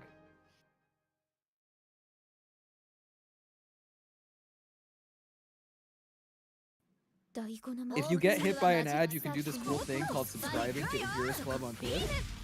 It not only get rid of your ads, but it also lets you watch VODs and get to see the chat make. I was gonna say, get the chat to make fun of you. But if you just lock in and win your sets, they won't do that. Except they might. There we go to the corner. Erin starting off strong in this third game. Aoko Aozaki is stuck in the corner. Help! Can't. She's getting throw looped. Welcome to the streets. Even though we're on a rooftop. Shinoa paid $50 to hold block. Help! Oh my goodness. Oh, you might have actually died for that if this all We go connects. to the We built the bar. M finds the Wait, 236. wait a Hey, minute. got it. Yep, that's gonna kill. Yep. I love how you said that about subscribing, and we have Lennox dropping the sub for the 27 months. Melty gang, we're so back. We're so back indeed, and it nearly might be over for this grand final, but it looks like Shinoa still alive and kicking, getting that first big opening hit, and the second one. We're still on lock here. People be like, I've got my whole life ahead of me. No, you don't. The orb is approaching. We're coming to stuff your life. Still having to do the orb shenanigans, but we have a nice trusty DP to get us out of here. What a DP. I'm gonna get Erin out of that corner, and now you're putting Aoko back in there. Shinoa, I need help. Help me. I'm gonna get thrown loop again. Wait. Gets the shield this time on those charged lightnings. Erin's been kind of getting off free for it. Great air confirm off the laser. Immediately cashes out with the EX. Very nice. Potentially have Erin still at that point, but Shinoa is fighting back with that round on the board. Let's find a way to hit this corner. Overhead coming though.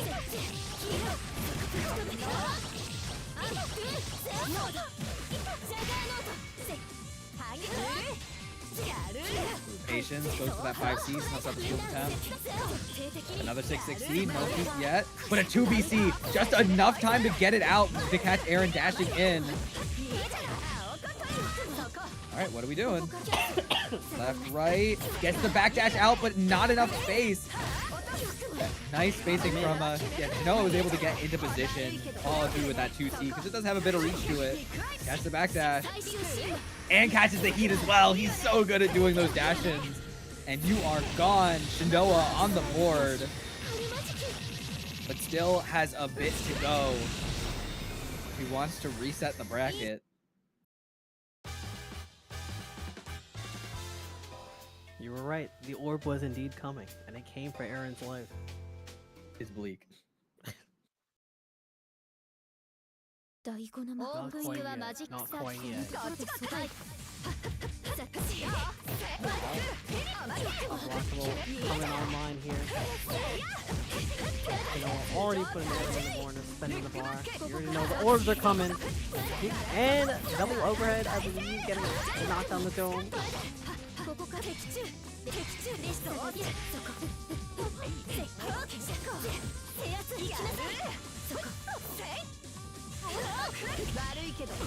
More lasers.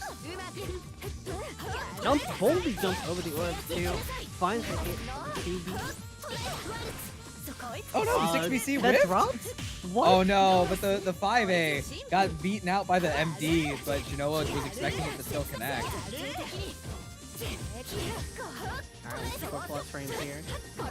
JC a little aggressive. The side switch giving Shinoa a chance to enforce some offense.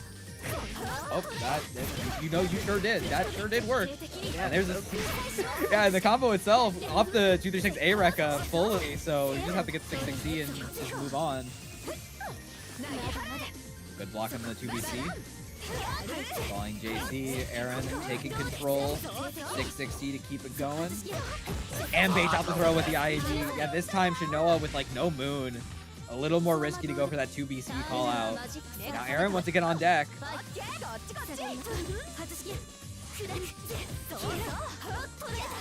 Already putting that pressure. Throwing that 660 your way. JC caught the jump though.